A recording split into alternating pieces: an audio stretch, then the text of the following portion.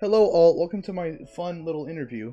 I am here with game dev and director Richard Mansfield, and I'm going to be asking him some questions about his time directing and developing games and all that little fun stuff. Would you like to introduce yourself, Richard?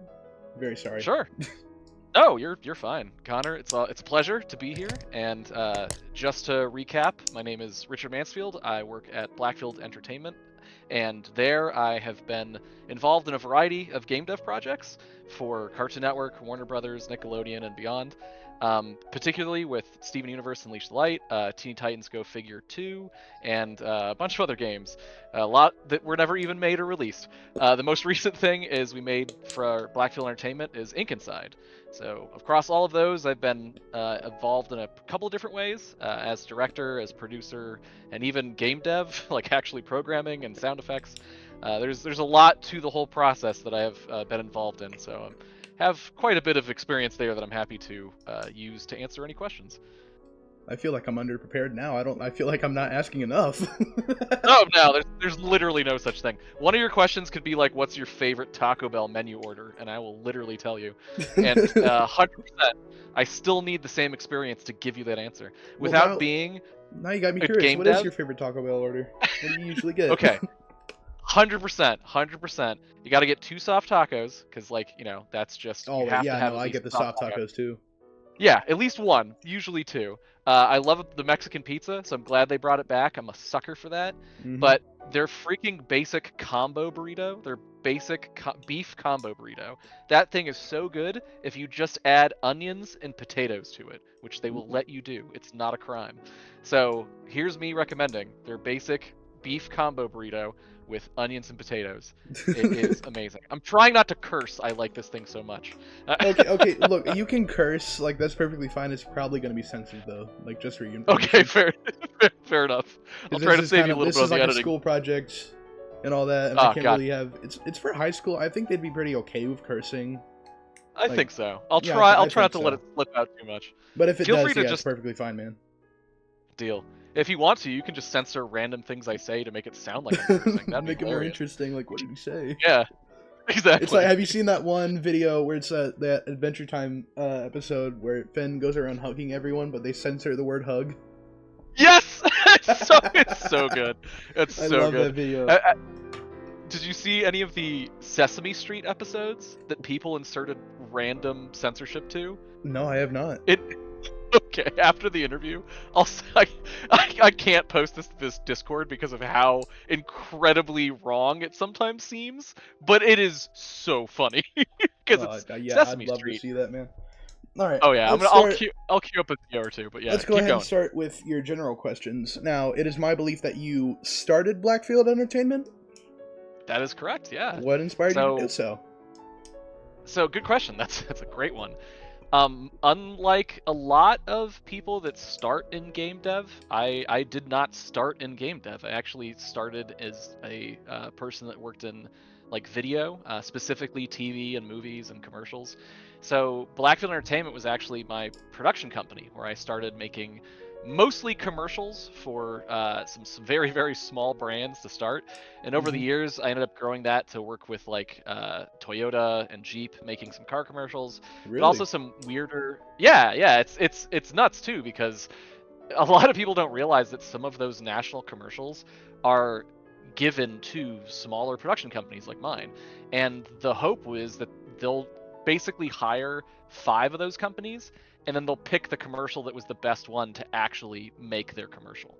So I ended up basically getting in good with Toyota and Jeep because I made some really, really cheap commercials they loved, and they started picking them for national ads. So after about 2 years, I then started actually filming national ads. And there's a lot of other clients I've worked with, but I literally went to film school. I mean, it's a lot longer of a story, but my goal was to make movies instead of just going straight into video games. But I love video games. Grew up, I literally owned like every system: Super Nintendo, Genesis, Sega CD. My collection of retro games now is worth way more money than I want to mention, just because I haven't sold any. I just bought them when I was a kid, and I just held on to them.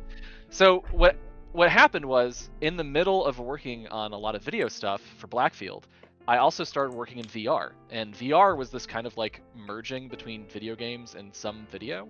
Oh A yeah, I lot of saw VR. that. I was doing a bit of research before. I was looking at your website Yeah. for Blackfield and all that. Oh, yeah, thank you. Yeah, no, 100%. That is technically the start of getting into video games. Was just simply, can you make this video look good in VR? And the answer was yes, but I needed to learn Unity.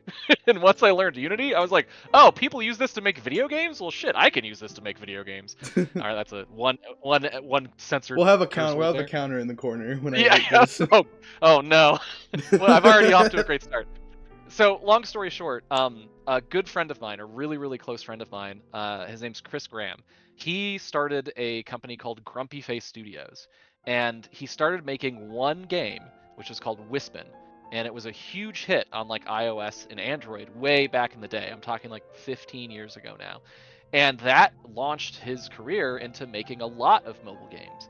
Well, eventually he got to a hurdle where he's like, hey, I can make these big licensed games for Cartoon Network and a few other bigger clients, but I don't have like these skill sets necessary to deliver on some of those things. So he hired me through Blackfield, my company, to basically act as a producer to help connect some dots for these things. And after about 4 or 5 years, next thing I know, I'm now a game dev working on some, pretty big games like the Steven Universe ones. So what's nuts is that what it takes to be a producer in the film world is almost relatively the same in the video game world. The only difference is just some of the tasks that need to be done in some of the roles, but how to approach them and how to get them done are pretty much the same. So a producer is a relatively vague sounding job. It's like, what does a producer do? So a producer is basically the person that turns whatever the imagination of the director is into reality. So if I'm directing Inkinside and I'm like, oh man, I have these 5 characters, they're great. I want them all voiced by some good names like, Brian David Gilbert and Deneen Melody. Cool. The producer's the one that makes that happen. So the director's the idea guy, and the producer's the one that actually figures out how to accomplish that in the real world. So he gets like all the contacts and the work and all that and all the contracts? Yep, all the contracts, paperwork, outreach, actually getting in contact with them, knowing what channels to use, like knowing how to talk to SAG or knowing how to talk to certain talent agencies. And anyone can talk to them, but if you don't know how they fundamentally work, like in terms of how they pay their talent or how those contracts work, it could be an uphill battle. A lot of these people are more than willing to work with people that have like no experience producing, so that's fine. But if you do have experience producing, you can tend to deliver a lot of content for very, very fast. Was there anything else that you wanted to do before you started getting involved in creative work, like directing, producing, doing all that kind of stuff? Oh, that's a great question, honestly. Like, a lot of times when I was a kid, the very first thing I wanted to do, I'm not joking, is I wanted to make toys for like a living. And this was when I was like 6, I was really young. But I really liked just playing with physical objects, specifically Transformers, Gen 1 Transformers, really fun. And that thought kind of stayed with me. It's not really a creative thing, because when it comes to making a toy, that could be anything. I could be an engineer making airplanes. That's technically a toy for pilots. So to me, I just liked essentially how things fit together, So I studied a lot in school for more to be an engineer and more to like how put things together, then ended up being a director. And the main reason in transition that happened is because I realized the director is in charge of putting things together. That's like their number one job. They have a vision, and in order to see it, they have to connect all those dots. So to me, it was about learning all the different steps, so I knew how to make each piece of that puzzle the best piece it could possibly be. And then I felt confident in being a director to put it all together. So what started as, hey, I want to make toys, eventually became, hey, I want to make toys, but those toys are video games, and people still play with them, When it came to movies, I was like, okay, well, I wanted to make movies for people to watch. The core concept was, just as a kid, I liked the idea of just making something you can move around with your hands, and just that thought led to me essentially pursuing a career that ended up being more in the creative field, even though it started in more of the like left brain mathematical field, like how those things fit together versus what they are. So originally you you just wanted to like make put them together, but eventually you wanted to get into more creative stuff as you went on in life. Oh yeah. Oh, 100%. Yeah. And it's funny too, because man, I worked some really terrible jobs. My very first official job was do you remember the store called Game Crazy? It was like a part of a video rental store. Game Crazy was a store that sold used video games and new video games. And that was my Hmm. first job, just selling used and new video games. That was it? That's all you just video Yeah. games? Yeah, that's all they sold was video games.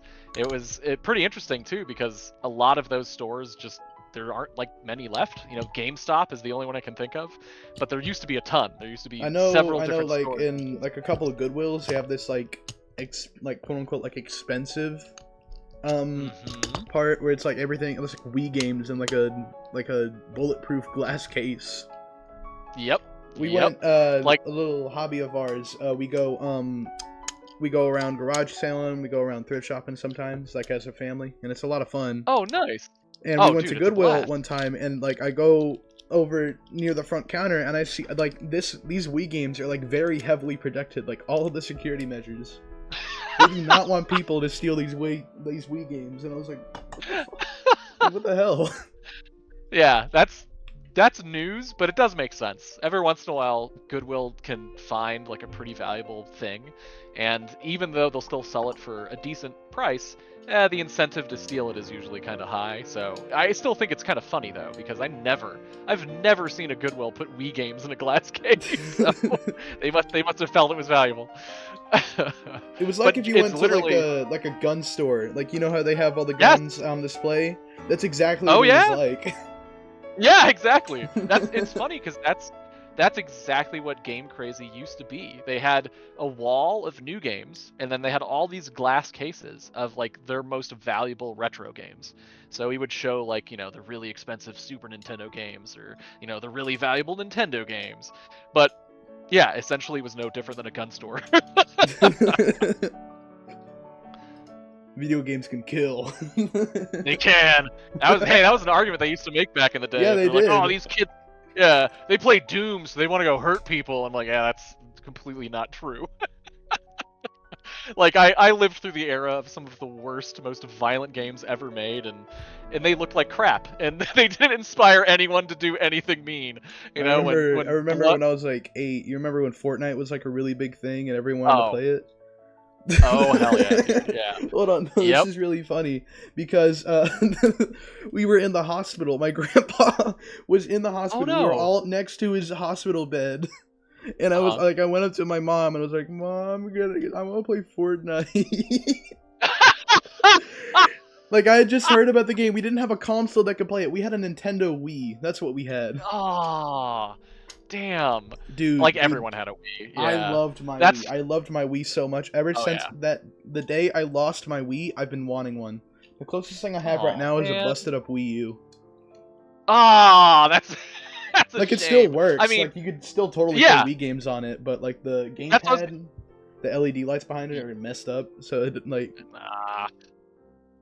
Can you there's still just get like a the really motion big sensors light to work? bar above your gameplay, so it kind of sucks to play. Yeah, true. It's like a I fluorescent remember I bought light. like a. Yeah, seriously. There's a bunch of hacks back in the day. I'm sure you remember for like you can get those little LED candles and you could set 2 of them up and it Yeah, acts and as it could the be like a sensor Wii sensor bar. bar. Yeah, exactly. And I was gonna say the Wii U is definitely a good system to have if you want a Wii because it's a little bit newer and has a little bit more memory and plays all Wii games. So maybe it's a blessing in disguise. But I'm very yeah, surprised I they don't. actually pulled that off.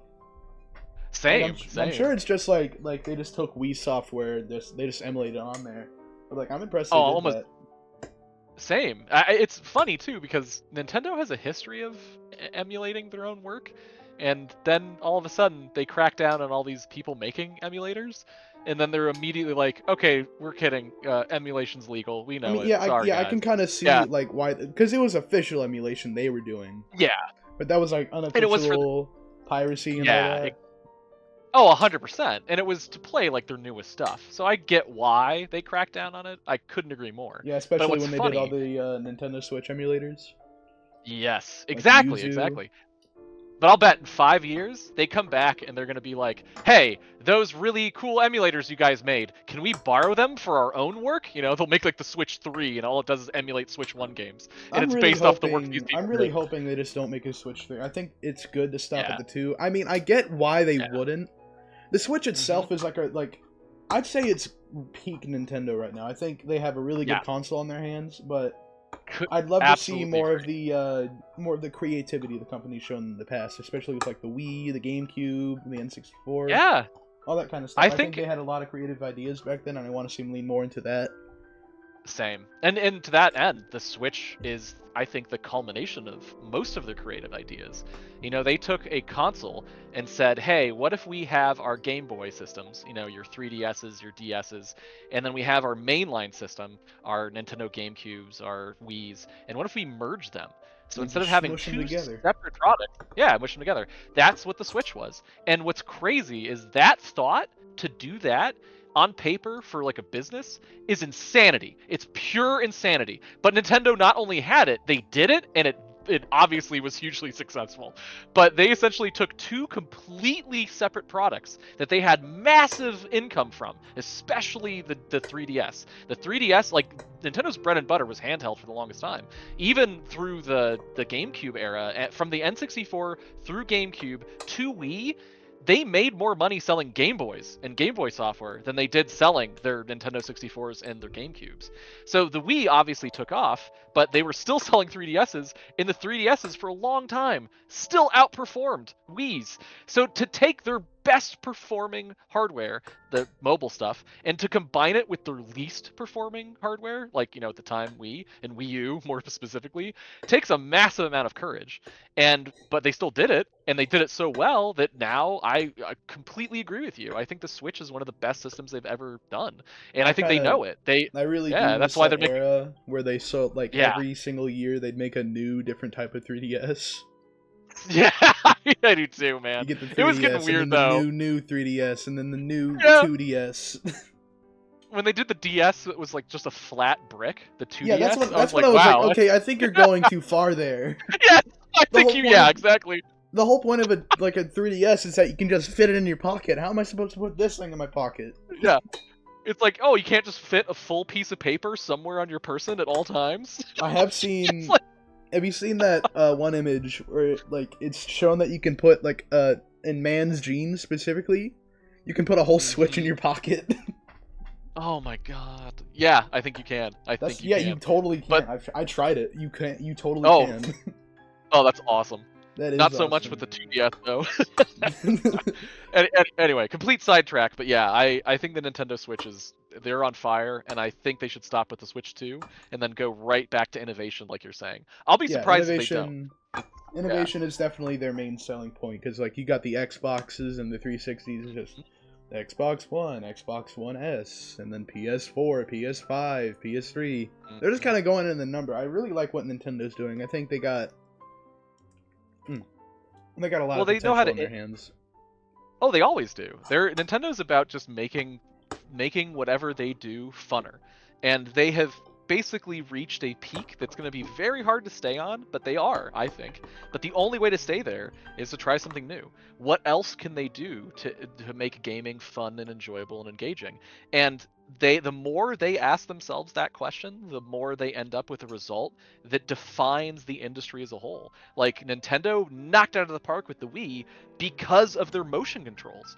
They invented motion controls. They didn't exist before the Nintendo, you know? And then And everyone else Nintendo's like, started what if we copying them. Exactly. But since Nintendo integrated it with their system as a whole, it meant that every game on Nintendo required motion controls. And so then it became a whole new experience. Playing a game on Nintendo Wii was fundamentally different than playing the same game on like a PlayStation because of those motion controls. So that's my way of saying that Nintendo can iterate again in the same way, just in something new. You know, instead of motion, who the hell knows what's next, you know? They did 3D first, they did motion first, they did Rumble first. The Nintendo 64 Rumble Pack was the first system that ever made your controller rumble as you were like, you know, playing it in some way. And now that's like standard, you know, for most consoles like Xbox and PlayStation. So where Nintendo innovates and captures the imagination of an entire, you know, crowd, everyone else then just basically iterates on that concept in a way that's just for their system. You know, Nintendo will define a system around that idea, whereas everyone else just adds it to their existing idea. So Nintendo is still the king of that, and I'm very excited for whatever they do past the Switch 2, because it's going to have to be something just completely insane. They're gonna have to top everything they've ever done. Yeah. Yes, they will have to somehow. And props to them, because Nintendo embraces their failures. Like, people tend to forget that Nintendo has put out quite a few systems that have bombed. Like, obviously the Wii U didn't do so great, and Virtual obviously Boy. the Virtual Boy is exactly what I was going to say. You want to talk about being a little too early to the party? Man, they were the first VR console, and that thing came out in the 90s. Now, 30 years later, people can barely still do VR, and that one they used tried to it literally... again with Labo, and that was like, I wouldn't say it was a complete failure. I just think nobody cares. Yeah, exactly. No one built a system around it because it was just like kind you of can a play fun like gimmick. Nowadays you can play Batman on your Oculus Quest over there. You can just be Batman, and Nintendo's over here being a robot, like a cardboard robot. Yep. Like Exactly. Oh, that's good stuff. Anyway, not to talk about Nintendo for 10 hours. Keep going. Okay. What would you say is your most proudest achievement? I keep on stammering. I'm not sure why. Ooh. Oh, dude, don't worry about it. Like everyone does, it's literally human nature to stammer. And so just weird side note here. But when it comes to being a director, like that's the type of stuff you notice, because when it comes to making a game or even making a movie, you want people to relate to your characters. So you add flaws, because flaws are what make people believable, not the opposite. Not, oh, they're the biggest, strongest person, or they're the, the cutest, most effeminate, like, female. No, people like the not perfect, not the perfect. You need to see someone that's trying... Like, if everyone is perfect, you're not going to have a good story. You're not going to have good characters. It's just everything's going to go right for them. Bro, you nailed it. 100% yes. 100% yes. So when it comes to talking, don't worry about stammering, man. It makes you human. If you were to give me a flawless interview right now, I'd be like, who are you? Are you sure? What are you? Like, oh my god, I've never had a flawless interview, from anyone. It's because it just doesn't exist. It's not in human nature to speak perfectly. It's not in human nature to act perfectly. We're all, faults, and we all make mistakes. It's funny, we just talked about Nintendo. The secret is, once you make them, just own up to it, move on, keep trying, So Exactly. honestly, don't worry about it. Faults are normal. It's cool. And when it comes to making things believable, that makes it believable. So I will literally add to people's performances stutters. Like, if you listen to Ink Inside, there's actually moments where some of the characters stutter, and it's because they did that during their take, and rather than me remove that version of their take, I kept it, because it, one, sounded more natural, and they hit the tone of the delivery perfectly, So I tend to lean into mistakes, because it's those mistakes that make us human, and that human nature is what pulls us into anything. So just a little quick side note. But yeah. to answer your question, can you ask it one more time just so I can make the recording a little bit more sensible, if that's cool? I'll include all that, don't worry. What would you say is your most proudest achievement? Oh, gotcha. That's okay, so professional achievement, like what's the thing I'm the most proudest of making, I should say? Is that what you're asking? Yeah. Just go with whatever you want. Like, what's your most proudest achievement in life in general? Like, what's the best thing you've ever done, in your opinion? Wow, okay, that's an interesting question. I really like this question because there's a lot of ways to answer it. Okay, I'm going to give you two answers, but they're kind of the same. So professionally, I've done some weird stuff, and it's stuff that like not a lot of people know about. Like, I used to ghostwrite movies, which is essentially you get a script from a studio, and it's terrible. And they're like, we're going to make this movie, we're going to make it for X amount of dollars, and we need you to rewrite it so we can make it for less. We want to make this the worst version of this movie possible. So as a ghostwriter, I didn't want my name on these scripts because I would be taking ownership of essentially taking a great idea and turning it into crap just so it could be filmed for a smaller budget. And I don't want to feel like I don't feel that's an accomplishment, is what I'm getting out to say. So when you ask me what's my biggest accomplishment, it's hard for me to take credit for some of these movies that I think most other people would. Like, I ghost wrote this movie called Hard Kill, which I think I've told you before, and it stars Bruce Willis, and like, oh, it's a big deal. It's not a big deal though. It's not at all a big deal. that was one of like probably a dozen movies that I ghost writ. It just happens to be the only one that someone got a named talent attached. I'm not proud of any of that work. So essentially, what I'm basically telling you is that what my answer is attached to is based off of what I feel is the quality of what I've done versus the popularity of what I've done. Because if I told you what's the most popular thing I've done, then I wouldn't say that's the most thing I'm the thing I'm the most proud of, if that makes sense.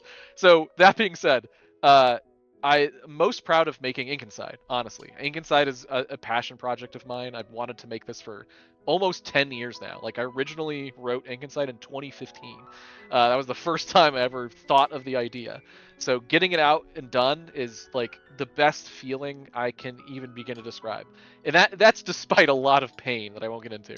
Like making something like that and finishing it is so hard, and my heart goes out to anyone that starts any project of their own, whether it's a video game or a song or just a YouTube video. Even the simplest, shortest form content is very difficult to make, and if you can see it through to start with an idea and finish it, that's just a great feeling. So professionally, Ink Inside is I'd say the thing I'm most proud of, just because I literally put everything I had into that game, including my like what I've learned up until now, including working with talent I've always wanted to work with, including working with my team who I love, and like literally they're the best people I've ever worked with, and I got to work with them again on this project. So that is just so exciting. So that would be my number one answer, but it has to do with me professionally. On a personal level, what my personal accomplishments are, my thing I'm the most proud of, twofold. One, Taco Bell used to have a value menu that was the 79, 89, and 99-cent value menu, which probably sounds insane because that sounds like so cheap. And 20 years ago when they had it, it was. I feel so old right now. But 20 years ago when they had that value menu, each one of those had 5 items. 5 items that were 79 cents, 5 items that were 89 cents, and 5 items that were 99 cents. So a total of 15 items. I once ate that whole menu by myself because my friends did not believe it was possible, and I showed them they were wrong, and I bet them 2 Choco Tacos, which were like these dessert tacos, Oh yeah, that I didn't could they do it. cancel that in like 2023? Like they got rid of them? Yeah, they did, which it's such a shame, but they had like made them worse and worse over the years. They used to literally have a tiny little fridge in every Taco Bell, and the only thing in that fridge was Choco Tacos. And then they stopped doing that, and once they stopped doing that, Choco Taco quality just decreased. This is my way of saying I'm old, and Choco Tacos used to taste great, and they taste so good. I once ate 15 items at Taco Bell to eat 2 of them. Oh So my that would be God. probably one of my biggest personal accomplishments. That, and when I was 12, I actually won, like legitimately won, one of the Blockbuster video game championships at a local Blockbuster. Oh. And I know, like, what's his face? Dr. Disrespect used to joke about it, but I was a little salty because I actually legitimately have a plaque that's like, Victor, you won at this. And one of the things you get, I got a card, and that card said Blockbuster Video Game Championship on it, and it let me rent a free movie or video game from Blockbuster once a month for the rest of my life. And let me tell you how disappointed I was to learn that Blockbuster basically disappeared off the face of the earth. So I lasted longer than Blockbuster. Son of a bee, man! I could still get free rentals if they existed, but I'm not going to drive to Alaska where the last one is. Okay, those are dumb answers, but it's kind of true. I No, love that's the fact that I hilarious, ate the whole. man. Oh yeah, I and I think a mean that's person the like thing it that doesn't like matter if it's stupid. That's your achievement. That's what you did. That made you proud. yeah. Oh, and to this day, if you ask those friends what they know me best for, they will tell you The eating Taco the whole Bell. Taco Bell menu. Yeah, they're like, yeah, that guy makes video games, but dude, you should have seen him eat the whole Taco Bell menu. Like that's literally how they will explain it, and I, to a degree, agree with them. Okay. Two questions. One, do you remember what was on the menu? Yes. Okay, not the whole thing, 'cause that's like Taco Bell Rain Man. I'm not quite that, but but yes, they had soft tacos, my dude, soft tacos for 79 cents. Huh. So they also had your basically your cheese roll up, which they still do. That was like 79 cents. Oh, dude, I love the They cheese had roll. it. Oh, same. The tostada, which they just brought back, I think they still have them now, tostadas. That was 79 cents. They also had a bean and cheese burrito. They had a basic beef and cheese burrito, and they also had it wasn't a gordita, but it was something with flatbread, and that's about all I can remember. But I remember they had several burritos that were just like bean and cheese, or meat and cheese, or like vegetable and something. And man, that was great to get like 3 burritos for like $3. Yeah, I wish I could still do that. But yeah, that was it. There wasn't anything major on it, so that's what's so funny is that like eating all 15 of those items isn't really that hard.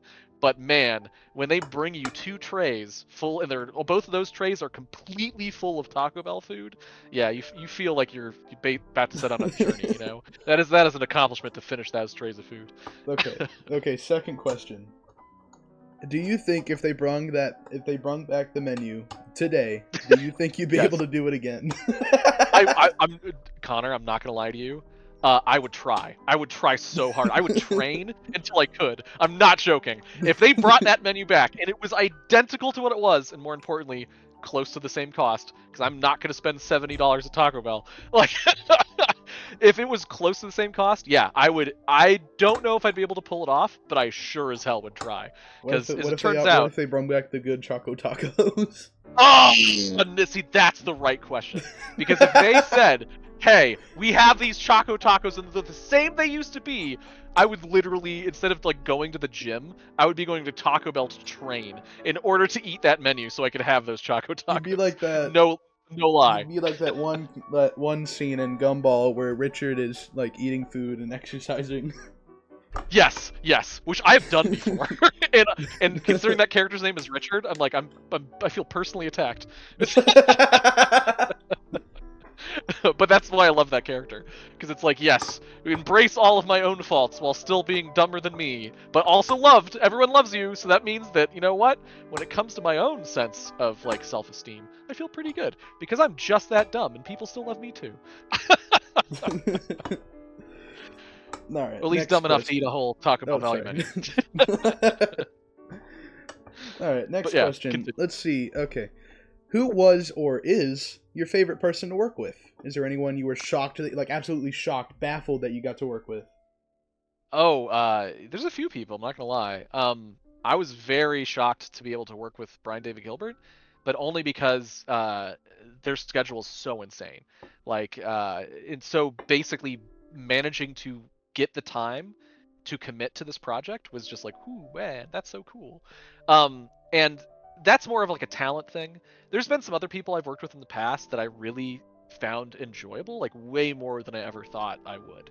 And there's like some Hollywood actors that I thought were really fun.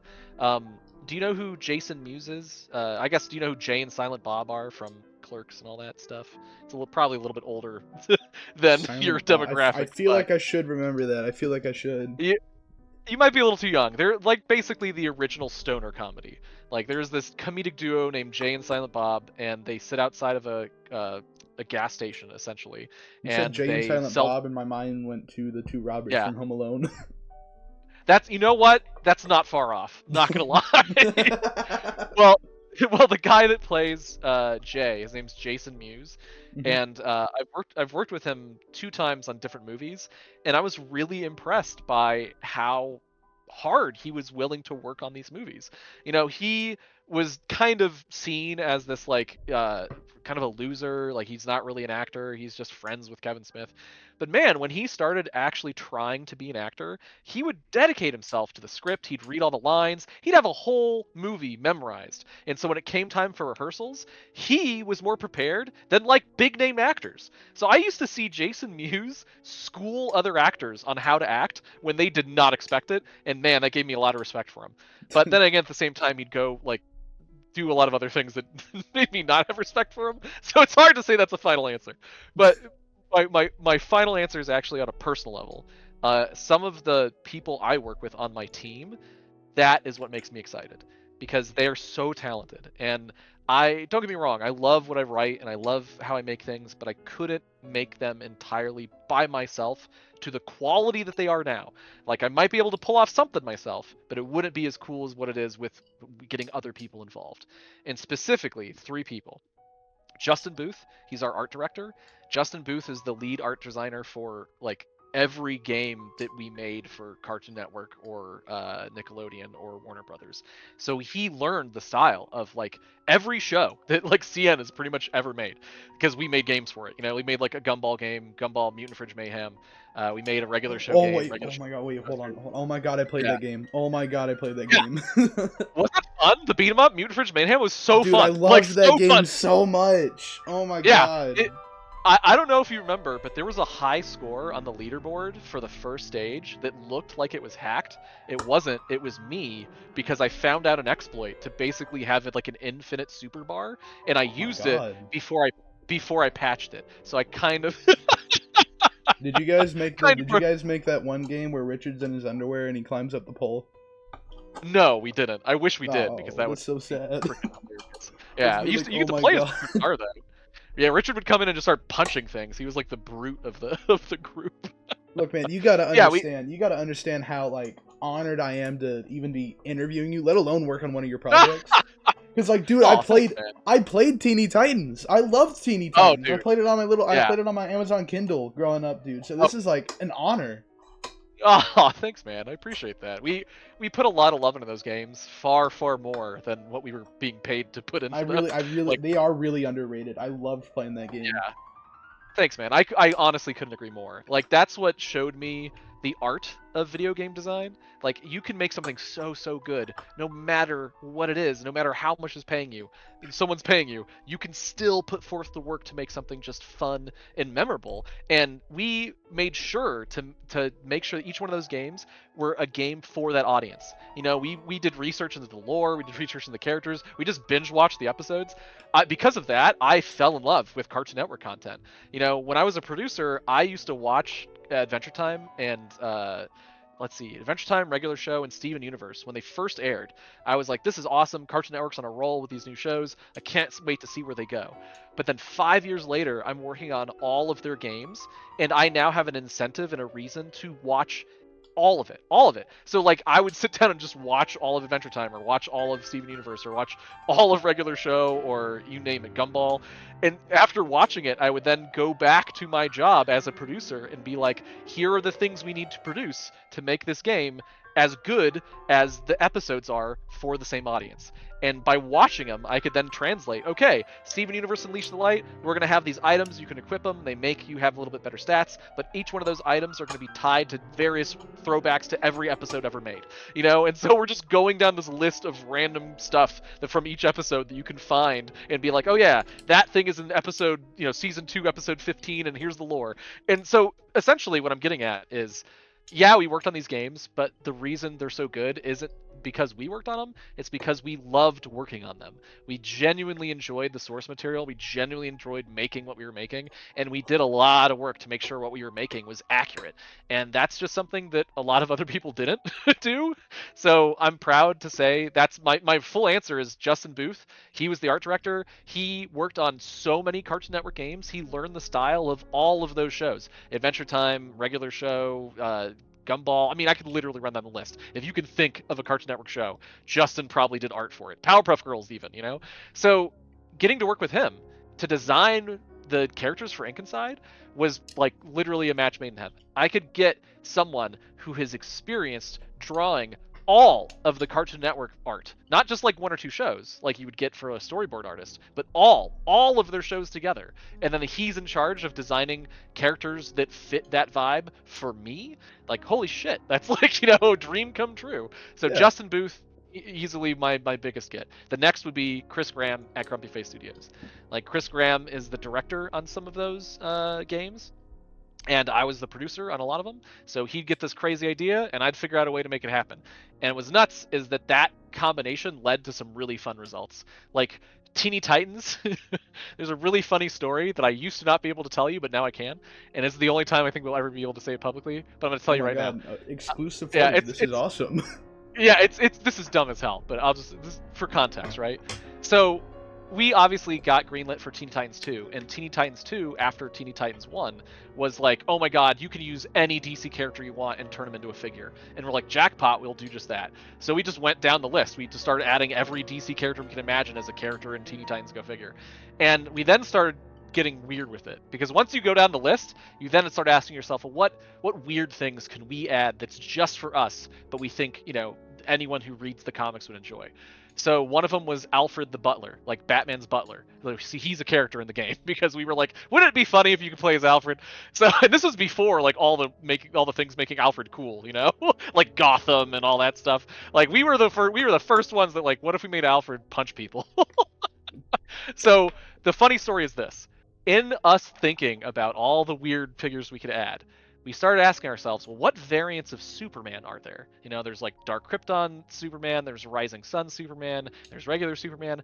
But at this time, Zack Snyder's Justice League just came out. And there's a lot of drama over the mustache that Henry Cavill had. They had to CG out. So we pitched to them, what if we made a mustache Superman figure? Like, what if we just embraced this and we're like, hey, what if we made a Superman with a mustache? And they hated that idea.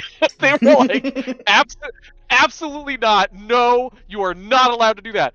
They gave us a clean slate for any character that ever existed in the DCEU. And we literally put in like Buona Beast. Buona Beast is a C-tier villain, and his power is to combine animals. That's it. That's his only power. He can take a cat, and he can take a dog, and he can make cat dog. That's not the origin of that show, but it is literally his power. It's the dumbest thing ever.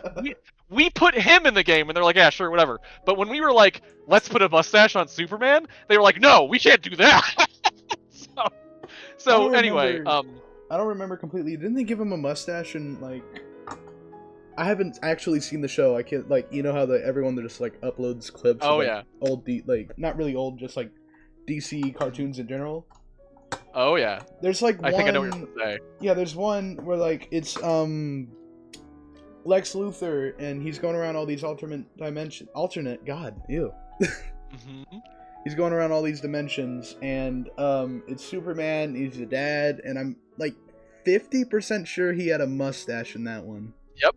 You are 100% right. You are 100% right. And I'm surprised they got that right, because it's all the shorts they uploaded, and like the first Joker movie, a couple of the Suicide Squad movies, and the Lego Batman movie, and that's all the DC content I've ever watched.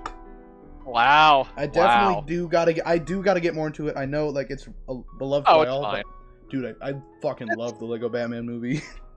Oh, same. I was blown away by how good that movie was. I was like, this has no right being as good of a Batman movie and a Lego movie and funny. It has no right to be all of It's way too funny for its own good, dude. Yeah. The song at the beginning where he's like beating up all the bad guys. Yes. I was slapping my chair. It was making me laugh so hard. Robin's entire character through that whole movie, I was laughing the whole time. Same. Like, more of that, please. I love the little obscure villains they added. I love the whole thing with the Phantom Zone. Dude, the whole movie was just a blast. I loved it. It's so clever, and that's I guess what I'm getting at is that it really depends on the creative teams involved, and those are the people I'm excited to work with. If I get involved with a team that's excited to work on their property and has, or more importantly, has free reign to do so, they can just make whatever they want. That's always the best people to work with, and yeah, so that would be Chris Graham, Justin Booth, absolutely my favorite people to work with. Shout out to Sydney Dela Cruz, she's our animator, she's a delight. My whole team, period. But I had to pick, one or two. I'd pick those two. And yeah, but when it comes to DC, just FYI, don't feel pressure to like get into a fandom. Just if it interests you, you'll find time. You'll go look into it eventually. If you like the Batman Lego movie, eventually you'll probably read some Batman comics. That's fine. There's just so much media now. It's like impossible to just dissect and ingest it all. And I grew up in a time where there was like a lot less, so like keeping up with everything was a little bit easier. I could read Marvel and DC comics, but then like in 2010 it became impossible. You had to pick one. There's just no amount of time in the day you could follow like every story that's out there. Comics about Batman and like different scenarios. Yes. Like what if he was the Joker, and what if he was evil, and what if he was Alfred. Yeah. And it's I like, get way too confused, so I stick to what I like, yeah, which is the Lego Batman exactly. And movie. 100%, and that's what I'm saying you should, because they've gone so, like, they've just started jumping into the pool with everything that there's no need to learn everything. Like, you don't need to. You know the basic story of Batman, so why the hell start at the beginning just to get to somewhere where every story's told? Just find the story within Batman you like and then read that story. Like, if you like the sillier stuff, have you by any chance seen Batman Brave and Bold? It's one of the Batman animated series that came out, and I think it has like 3 to 4 seasons, I have but not it seen kind of it, got no. forgotten.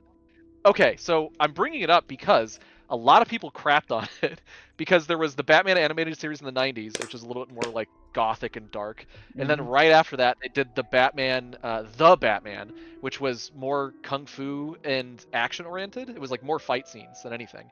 And that was actually made by the people that did Jackie Chan Adventures. I don't know if you're familiar with that show, but it's very, very well animated. The plot and the characters, not as, I mean, I wouldn't say they're as developed as other ones. Like, some characters just disappear by season 3. Like, legitimately, like, they just write out a main character by season 3. But that being said, they have some interesting takes, and if you like action movies, that's your Batman.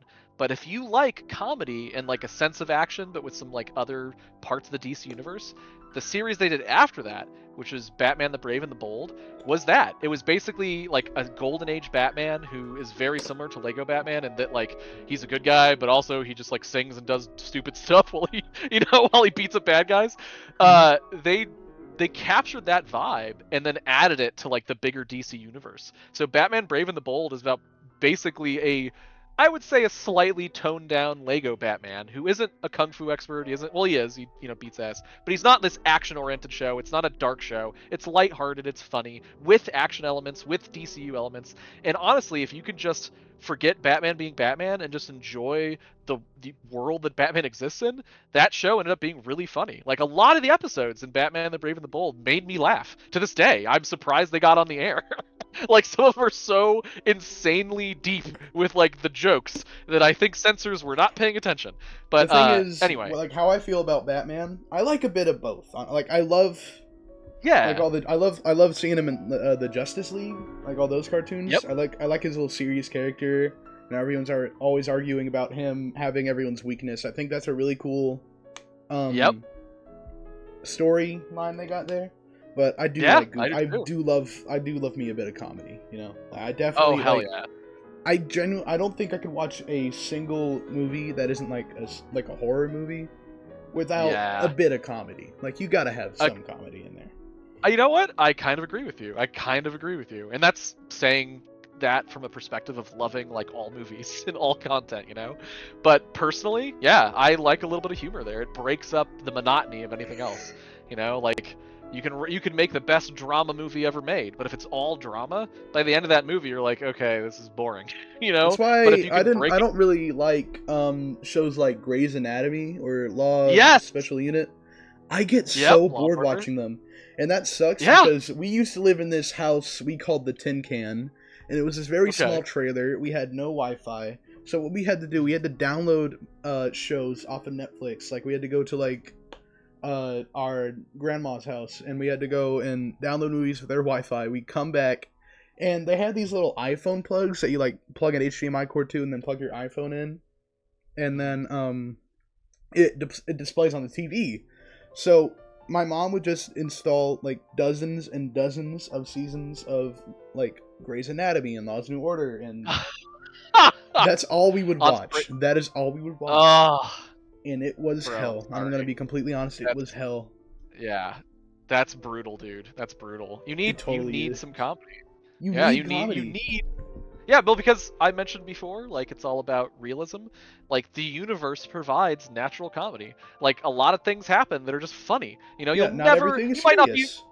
Yes, exactly. And even serious things in the right circumstance can be very funny. Like, this is going to sound dark, but it also is kind of funny because it's just lending an example. There is a trend right now in Germany where if you are on like any of the dating apps like Tinder, that Hmm. a lot of the people on Tinder are posing in what is essentially a memorial for like all the war crimes that happened in Germany. Oh, So Yeah, so this memorial, very serious. You know, you don't want to really make fun of the dead there, and it's a very solemn place. But it looks really interesting, so people take pictures there, and then they forget that it's a memorial, and then when they go to set up their Tinder account, they're like, "Oh, this is a great picture. That's interesting. That's my profile pic." So basically, if you now go on German Tinder, it looks like everyone there is really insensitive about all the war crimes they did. And in reality, it's just a cool monument, you know? And that's funny, right? That's funny. So what I'm saying is the universe made that really hilarious, and it really isn't to begin with. But both are true. It is both a serious thing, and it is a funny byproduct that happened because of it. So I basically agree with you. I think that there needs to be some comedy with everything else, because nothing is just one tone. It's not just serious Grey's Anatomy. No, there's going to be some comedy in there. You know, you need to put comedy in there. If you don't, it comes off as really fake. You know, it comes off as really boring. It comes off as very artificial. So anyway, that's just my 2 cents. Not to get into the weeds. I can talk a lot, so I will try to pace myself. Anyway, no, you're perfectly fine, go man. ahead. You're perfectly fine. This is all going in. This is gonna be like a 3-hour interview. Oops. No, it's perfectly fine. You're perfectly fine, man. All right, awesome. Good to hear. All right, this is the part where I get to ask you your juicy little questions about working on the little Steven Universe games. Now, if there's anything NDA, you can say like, I can't really talk about that, blah blah blah blah. Yeah, true. Yeah. Any particular question? I can just. I mean, if there's a particular thing you want me to tell you about, I can answer. Or if you want me to just generally go over it, I can do that. But yes, if there is an NDA thing, I'll let you know. But it's definitely like it's just your personal experience at like working on the games. It's really the questions. Oh, okay.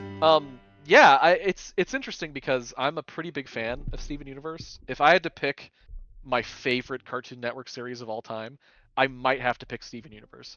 And I say that for a lot of personal reasons. I really like the storytelling they did there. And granted, it's a little contentious because I know it's not perfect. You know, nothing is. But they did a really good job of doing some stuff that other shows fail at miserably. Like, look at the. Have you seen Steven Universe? I'm assuming you have. Probably. Okay. Look. I'm gonna be completely honest. I've only seen the first season. I haven't seen any of the other 6. Fine. The same thing you were talking about with like Adventure Time, regular show. Those are all Cartoon Network shows. I definitely need to watch. I got really close with regular show, and then they took it off of Max. They ripped it away from me. Yes. Oh, I'm so pissed at that. I'm so angry at that. I was really enjoying. Like at night, I would just have my TV over here, and I would just watch some regular show, and like I'd fall asleep to that, and it's awesome. Yes. Yeah, and now that dude, I'm sorry. It's okay. I already saw this ending has already been spoiled for me time and time again, so I already know how it ends. Yeah. But it's still worth it. It's still the journey worth going. Yeah, it's still definitely worth the journey. Yeah. It's hilarious. Yep. Like I love regular show. Oh yeah.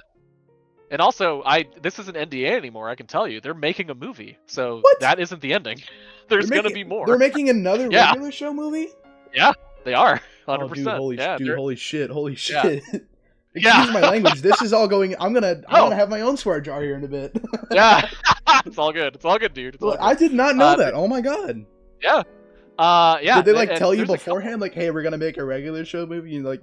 Hush, hush. No, I happen to know a few people involved with it, that's all. And they finally, I think last week announced it, you know?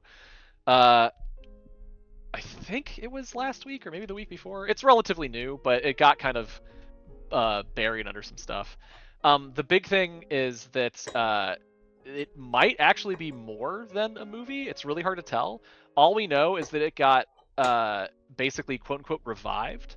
So I did see the Twitter posts about them trying to revive the show.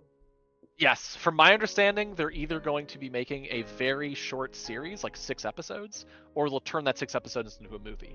I'm really hoping they make, and I really hope they make an adaptation. Have you seen that one regular show comic where it's 25 years later or whatever it's called? Yes! Oh, I'm so glad you brought that one up. It's so good. It is so. I've heard it's really. I don't have the comic. I think it's $100. Oh. It's really expensive now. Oh, are you kidding me? I can look it up right now.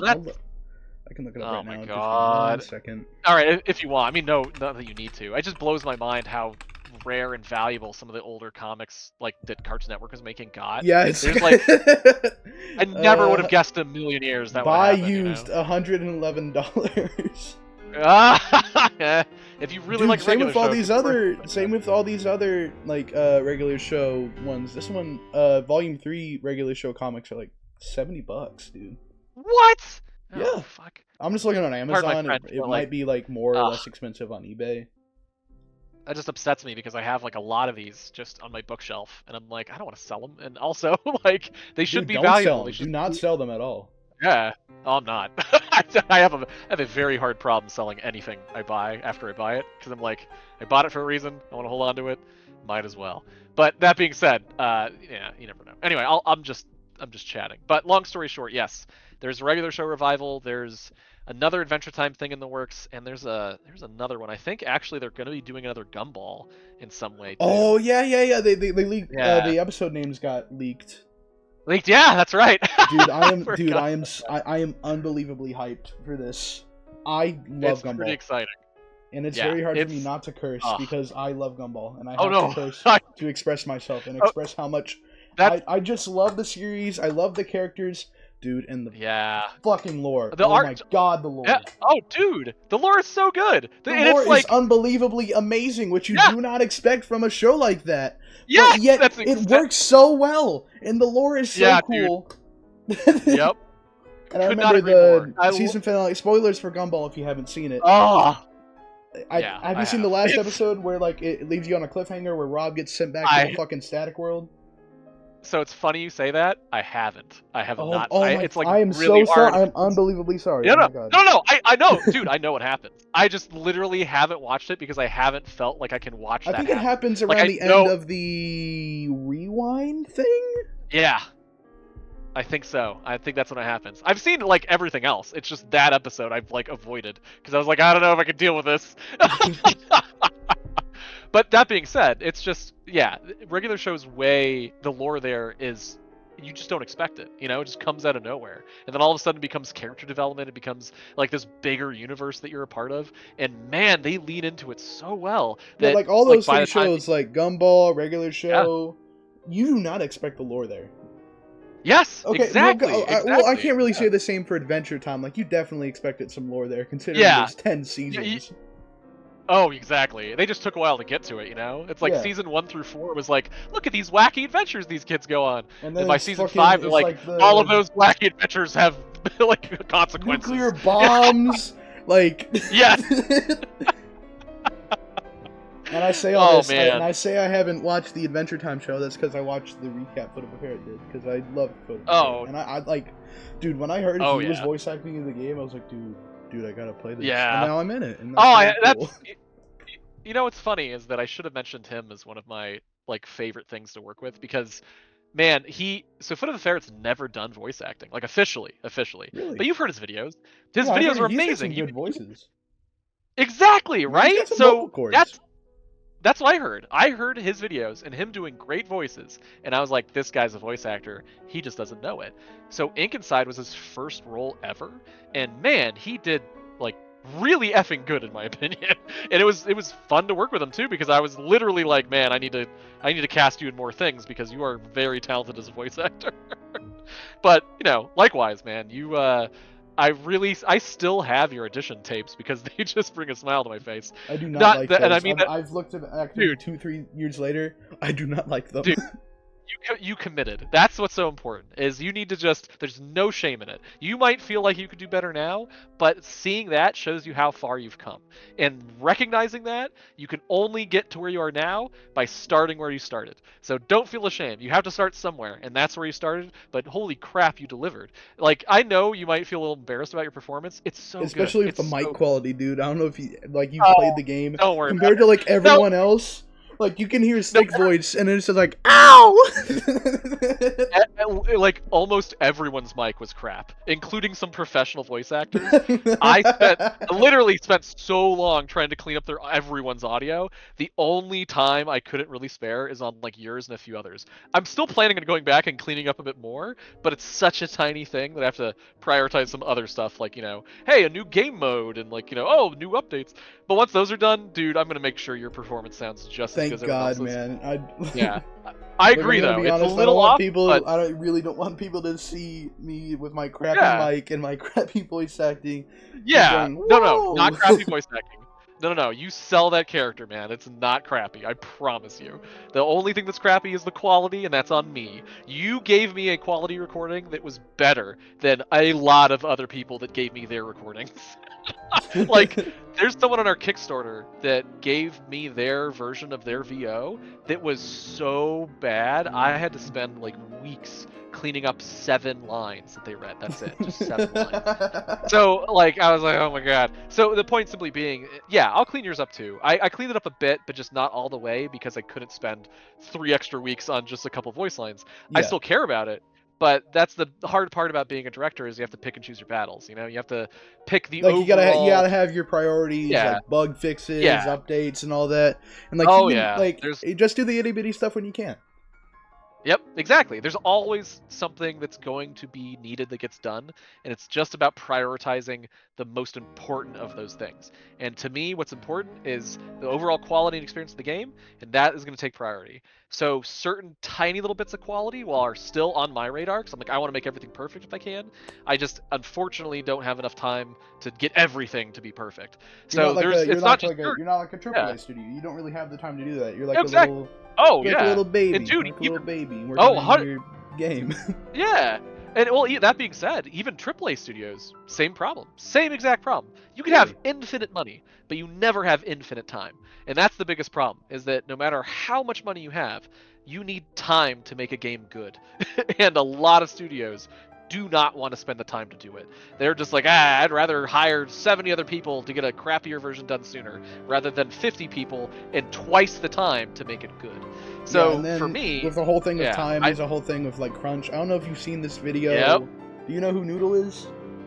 Yeah, I love Noodle. Dude, oh I my God, love Noodle so much. I think Same. he's got some really cool stuff. I love. Oh, Have you seen the most recent video where he talks about MotorStorm? Yes, I have actually. I love that video so much, dude. Oh my god. Such a good video. Okay, I'm, real quick, I'm I just trying realized. I'm sorry to interrupt you. I Yeah. just realized my door isn't No, shut. you're fine. That's cool.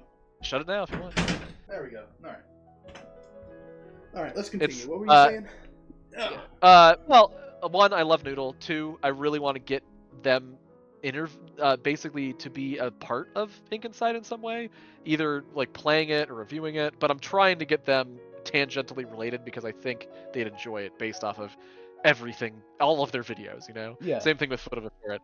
So that's just a quick aside. But to answer your question about being involved in Steven Universe, it does tie into what we were just talking about. You mentioned being super, super in love with Gumball and the world that they told in the story. And that is how I felt when I started working for Grumpy Face. Like, I get to I get to help tell the story. You know, I get to help design something that's based off of this. Holy crap. And that excitement is like really what makes, in my opinion, something good. So the reason, in my opinion, that all the Steven Universe games are really fun and enjoyable. Sure, there's some bugs, and like I said before, we'd love to fix them, but we were only given so much time by CM to do that. Yeah, exactly. So yeah. And there's some other stories there I can't tell, unfortunately. But it basically boils down to, well, once we finish a game for CN, we are not as much in charge of fixing it. We want to be. We really want to be. We want to be like, yeah, let's fix the game as much as we can. It's up to them. It's up to CN. And so all the bugs that were in, like, you know, Teeny Titans and some of the Steven Universe games, we were pushing to get those fixed. We were even pushing to fix them for free. We were like, we will literally fix these things for free to get our fans playing these games. And the decision was made to not let us do that. So what I'm getting at is that it gets kind of frustrating because time is what's important. And as a producer, I realize that, so I always try to scale the project we're making to fit within the time we have. And in a way, it's really weird because if you look at the evolution of the Steven Universe games from Unleash the Light and then previously Save the Light was this console game, giant open world, and Unleash the Light was more traditional RPG. Save the Light took almost a year longer to finish and also had a bigger budget. And so to make a sequel to that, you want to do that, but you have to choose your battles. Because if we made a sequel, it would either have to be the same playstyle, but half as long, you know, and no one would want to play a game half that long. Yeah, or it's just like glorified DLC. It's not really anything special. Yes! Exactly. Or we had the opportunity to instead redesign the RPG combat to be similar to the first game, and then have a much longer narrative that people would want to see. And it's Yeah. a narrative we could still fill with voice acting and everything else. But what's funny is that delivering on that in a way that still is a Steven Universe game, that's still a game that the audience resonates with, is still very difficult, because once we make the decision to make the game X way, in this case it's an RPG instead of an open world action game, Hmm. also that RPG is going to follow more of the attack the light pattern with like swipe the room, but we are going to add in new items, so you have this whole new equipping thing, we have upgrade trees. So once you make that decision, then it's delivering on it. So once we had that in place, then the question became, well, how many costumes can we do? How many voice acting lines can we put in? And all this other stuff. So that's what my job boiled down to. And let me tell you, I wanted to maximize the amount of impact we could have. So the most voice acting we can record, the most Rebecca Sugar lore we can include, the most like real voice actors we can get. And we got them all. Like all the original cast we got back, which is amazing. It's kind of a miracle considering they'd all wrapped up. But there is one we didn't, and no one has noticed. And that blows my mind because they're such a unique voice. But Bismuth, the Hmm. voice of Bismuth, that voice actor was also at the time in Orange is the New Black, which I'm sure you've heard of. It was blowing up, so they were really busy filming that. So we couldn't get Bismuth to voice the Bismuth in the new Steven Universe game. So when that happens, well, do you just now have them not have a voice in the game? Do you have a sound-alike try to emulate that voice when sound-alikes need to be really good? So we actually did that. The voice actor in Unleash the Light is not the Bismuth voice actor. It's a sound-alike Oh that did dang. amazing. Yeah, they did an amazing job. But like that's essentially like part of my role in the whole thing was making sure the final result was something that Steven Universe fans would look at and be like, this is Steven Universe. Yeah. So I had to make some hard calls like Like that. it's like And I also had this yeah. is a big part of your life. Like Steven Universe, you love Steven Oh Universe, yeah. and you want to make something, Bingo. yeah, like worth it. Like like a love Yeah. letter. 100%, 100%. And I put that above like my own well-being, you know? Like if it required staying up late just to like, review the different like, the progress on certain story elements, or if I had to like work an extra day just to make sure that we had all the items we wanted to in the game, like I would. And at the end of the day, I actually enjoyed it. It was exciting. It wasn't work to me, It was just I get to participate in making this fun thing. And yes, I'm paid for it. And yes, that work was exhausting. Like it was very debilitating. I missed out on some fun events for friends and family. I basically missed out on some family time with my wife and all sorts of stuff. And the thing is, I just made it known that I work a lot, and as long as your family's accepting that and you still carve out enough time for yourself, it was possible because I was basically working on the thing that it was my dream to work on. So giving up my time, I was more than willing to do it, but it was also, in my opinion, worth the result, because at the end of the day, we now have something we can stand by, and I can point out is like those are fun games that are worth playing, and a lot of curse words towards Warner Brothers for delisting them all. Like I can't begin to tell you how frustrating it is, considering that Unleash the Light has barely been out for 5 years, and now you can't find it anywhere except for Apple Arcade, and no one's playing Apple Arcade right now. Not even on the So Switch. Not even the Switch digital yeah, ones. They removed it off yep, the store. gone. Yeah, gone. You Oh, can't dude, buy it what the anymore. fuck, man? Yeah, dude, tell me about it. Tell me about it. It still exists. You can still find it. Just you have to sail the seven seas. And I would much rather that people acquire it legitimately and not have to risk all that stuff. Because to me, those games are still fun and worth playing. But because the IP is owned by someone that does not feel like they are making enough money, that's the secret. Not some money, enough. They have to make a threshold of money for their IP to still exist now. And that is beyond the pale to me. That means that whatever IP those people own, give it 10, 15 years, and you might not ever see that IP again, unless they can just make it something good. But that's a whole separate question and answer that I could go down and I could talk to you for days about. But this is just my way of saying that everyone that worked on those games, not just me, loved making those games. So getting to work on them for me was a literal dream come true, and I put a lot of myself I sacrificed a lot of my life to make sure those games were as good as they possibly could be. And it wasn't just me. Everyone did that. Chris did it. I mean, there's so much of time that Chris gave up to make those games work. There's so much time that Sydney and Justin gave up to make those games work. So I'm still happy they exist, and I'm happy we made them. I'm very, very salty and sad that we can't play them right now. but it does not mean they don't exist. They do. You just can't buy them through traditional means, despite the fact that people still want to give money to buy them.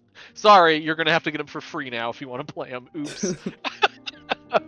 This So, is the anyway. one time. This is the one time you endorse piracy. Actually, Yeah, I mean, yeah. I'm not endorsing it. I'm saying it's necessary. You have to. Literally. Like, yeah, literally, if you want to play these games, you have to pirate them now. You have no option. There is no way you can give anyone your money to play them. And that is insane to me. It is insane that piracy is necessary to play these games. I'm not saying do that. I am not saying don't do that. I am simply pointing out that because of Warner Brothers' decisions, the only way the actual audience that exists of millions of people that love Steven Universe and love these games, the only way for them to play them now is to pirate them. That is not I'm not exaggerating. I'm not saying, yes, go do that. I'm just saying, if you want to play them, that's the only solution. That wasn't my decision. That was Warner Brothers. So there you go. You're just hearing a bit, like, I just want to tell you around the end, like, the final question, I'm just going to have you rant about what you don't like about the industry these days, like the creative industry. Oh, what's funny is that I'm just going to be echoing a lot of what the sentiment is now, but it's funny because I'll be echoing something that I've been saying for a very long time, like 5 to 10 years, and it's just sad to see we've gotten even worse, but I'll save that rant for later.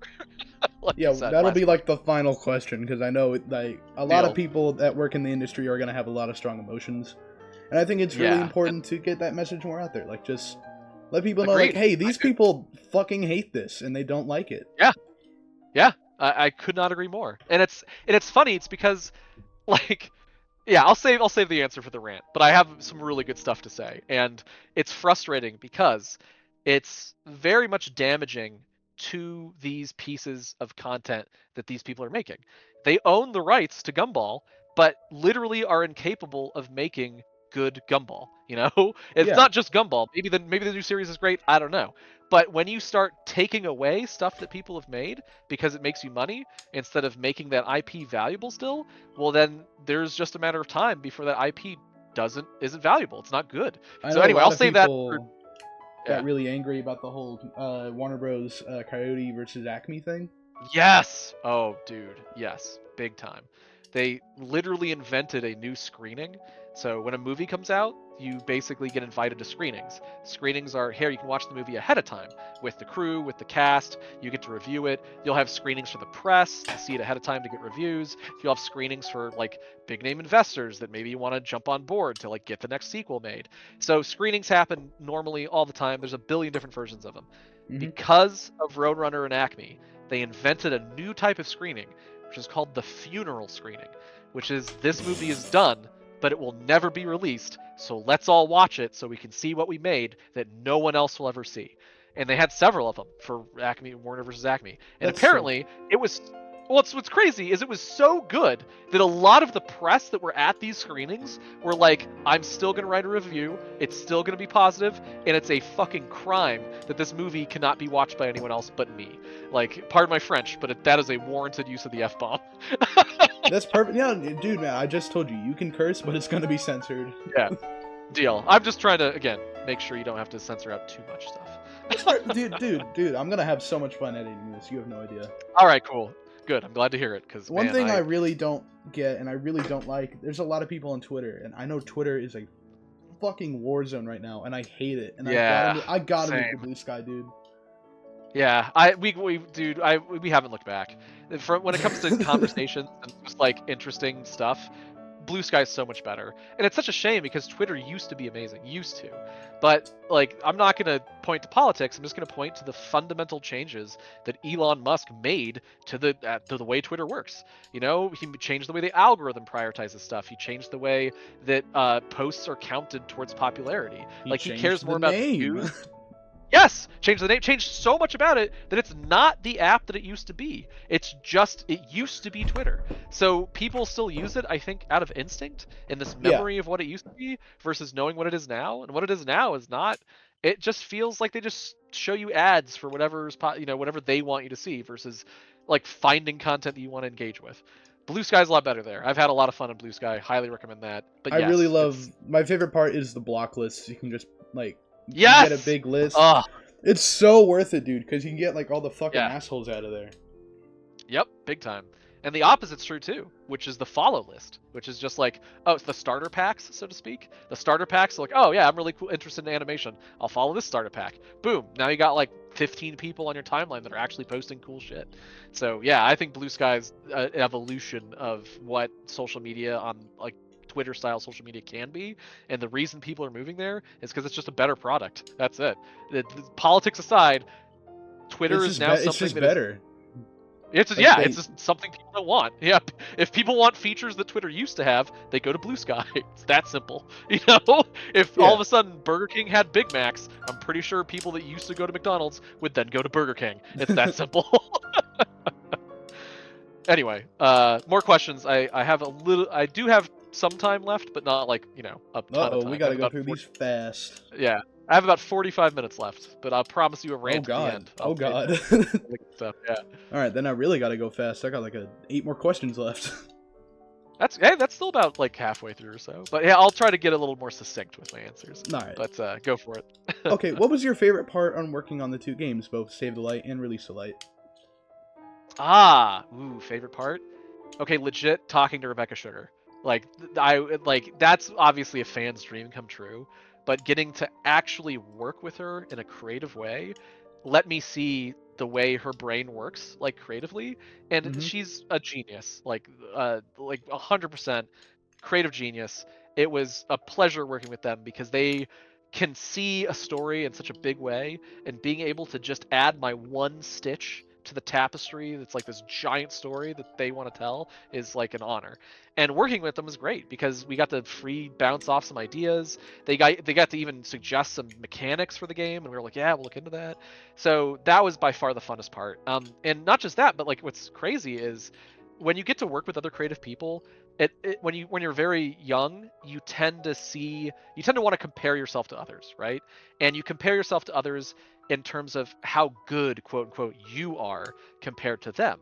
And there's a lot of truth to that because you're growing as an artist. You have to do a lot of something before you can get good at it. The way Jake the dog in Adventure Time says it is you got to suck at something before you can be kind of good at it. Yeah. Like that's true for every skill. And I But relate to that that's so what- much, especially like I yeah. guess you could call me an artist. I'm not really known as an artist. I'm more known for like my internet personality. Like people know who I am. Yes.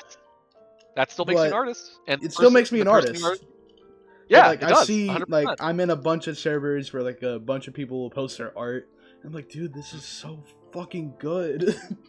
Yeah, I'll look at doesn't my matter, man. and I'll go over there and I'll look at my little art. I'll be like, oh. Don't let it stop you because their art is good not because of talent. It's good because they worked at it. They just And they did enough of it. practiced. Yeah, they practiced. And that's the thing is that if you can make practicing fun or at least engaging, you're just exploring. Well, what would my art look like if I tried this, or what if my art looked like if I tried that? And you're not afraid of comparing it to anything, you can usually grow really, really fast. If you just try and you try really, really hard, you will always get better as an artist in any way, whether it's being a YouTuber, working on your own illustrations, working in 3D models, anything, literally any skill that you want to acquire, you can through just enough repetition. That's it. Whether that's playing a guitar or drawing some kind of crazy character, you can get better at anything if you just do it enough. So I try to look at artists that way. So if I see someone that draws a better drawing than I can, I'm just like, well, they clearly put in the time to do that. My drawing might suck, but I still like putting it out there because I think, hey, it's fun to see where I'm at. So I draw in MS Paint all the time for my team, and they think it's hilarious because my MS Paint skills suck. But it still conveys the image, and it's just enough that it's funny. I can still do like quick cartoons in MS Paint that it still looks kind of interesting. But they, by all intents and purposes, it looks like Fofi. In terms of Fofi skill, Fofi is way better at MS Paint than I am. That's the pinnacle of my achievement there. But I will never ever hesitate to work with someone that's a better illustrator than me, because obviously they're more talented than I am, but maybe I'm more talented as a writer than they are. And hey, if we work together, they illustrate and I write, who the hell knows what cool stuff we can make, you know? So to me, art is a collaborative process in any way you want it to be. And when it comes to growing, the only way you can do that is by working with people that are better than you. And Yeah. so it's okay to recognize that and have humility. If anything, asking them, recognizing that their art is good, and then asking them how they did it, one, makes them feel better, but two, they will almost always tell you how, and that lets you learn. If you're like, oh, this person used that tool and they used this technique, and if I try that myself, maybe I can, make my art look a little bit more like theirs. And that's awesome. You should do that, because that's how you grow. If it either A, works and your art is better and you like it, and then you want to add more to it from another artist, or it doesn't work and now you know what door to stay closed and you try a different style. So growth happens through failure and success, but you have to still try in order for either of those things to happen. Yeah. And more importantly, it's really, really good to push yourself up against someone that's better than you. So even though I'm older, I feel like Rebecca Sugar is way better at me when it comes to story creation and world building and characters.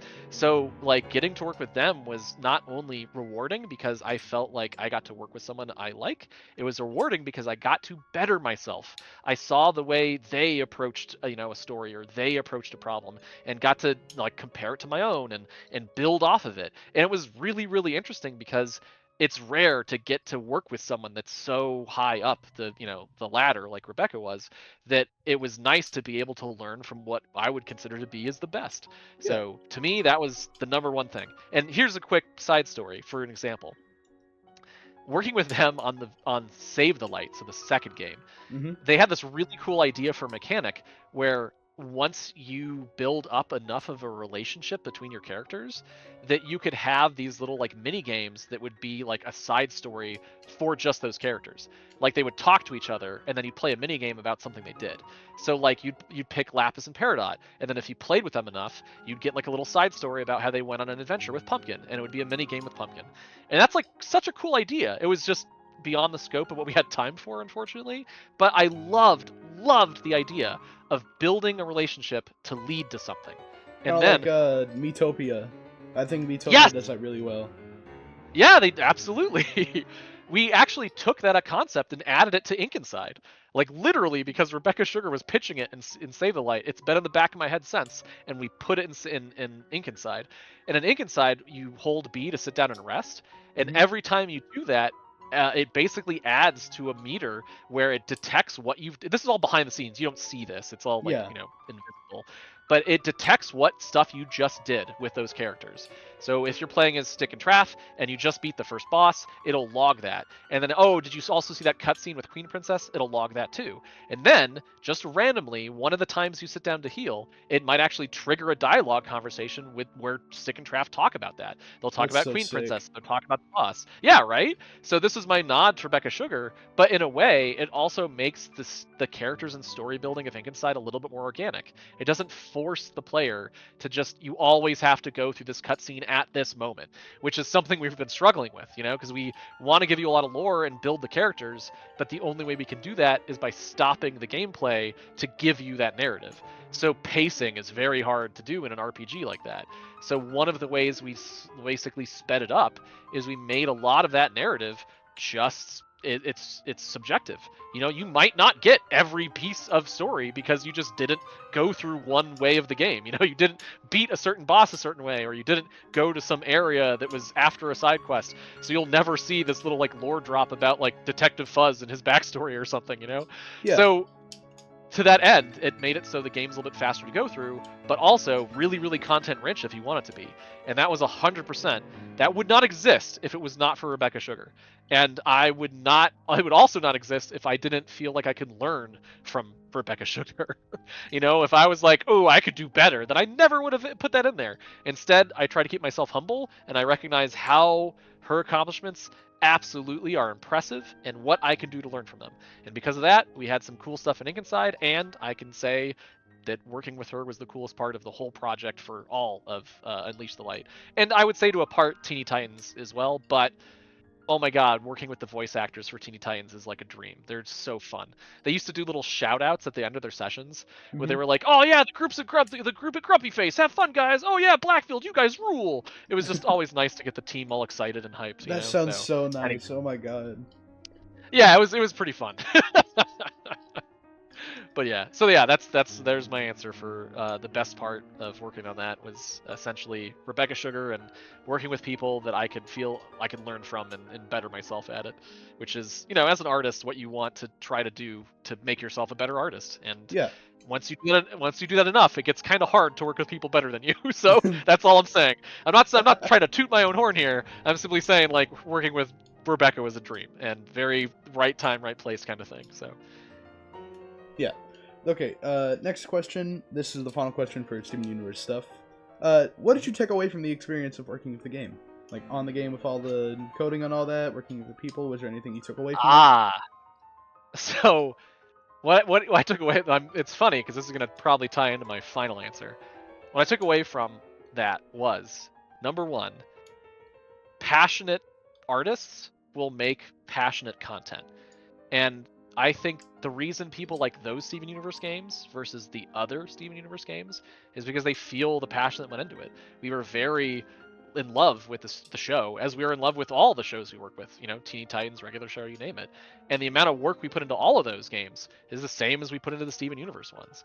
We loved the show so much, we wanted to make sure it was accurate. We wanted to make sure that as many costumes as we could get in there, as many callbacks to other characters, as many fusions as we could. And at the end of the day, I mean, we got literally way more content than we were paid to put in there because we cared about it. And the biggest takeaway is this, is that the best, most quality stuff you can make will always be made by the most passionate people out there. And if instead it's made by people that are just paid to make it, it's not going to be good. It's just you're just gonna like feel like something's empty.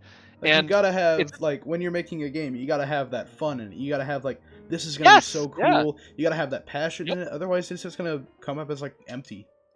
Yeah, it's the best. There's some comparisons I can do, and there's one that's directly Steven Universe related, and there's one that's indirectly Steven Universe related. So indirectly, look at the Marvel's Avengers game that came out 4 years ago. It was like pay to play / looter shooter, and it was fun. But if you look at the art design, it was, to me, very obvious they were trying to get the Marvel MCU rights. They were trying to get the MCU character representations. So my guess is they were trying to get Robert Downey Jr. and freaking Scarlett Johansson and all the big names. They were trying to get their likenesses for that game. But something happened where they never sealed the deal, or it was too expensive because it costs a lot of money to get a likeness like Robert Downey Jr. on a character. Like, a lot of money. Just that would cost millions of dollars, and they would have to pay it every 5 years. Oh So my they god. probably said no. Which means whoever made that decision was not passionate enough about the end result to stick with it. Because in the end, we essentially got a Marvel Avengers that looks very close to the MCU, but instead feels like the Marvel Avengers from Wish.com.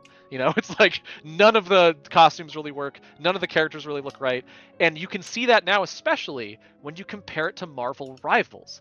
If you look at the character design in Marvel Rivals compared to the same characters in Marvel Avengers, you can tell that the Avengers version, the people they just weren't passionate about it. They weren't making Robert Downey Jr. They were making Wish.com Robert Downey Jr. as Iron Man. They weren't making, really cool Hawkeye. They were making the Wish.com version of Hawkeye.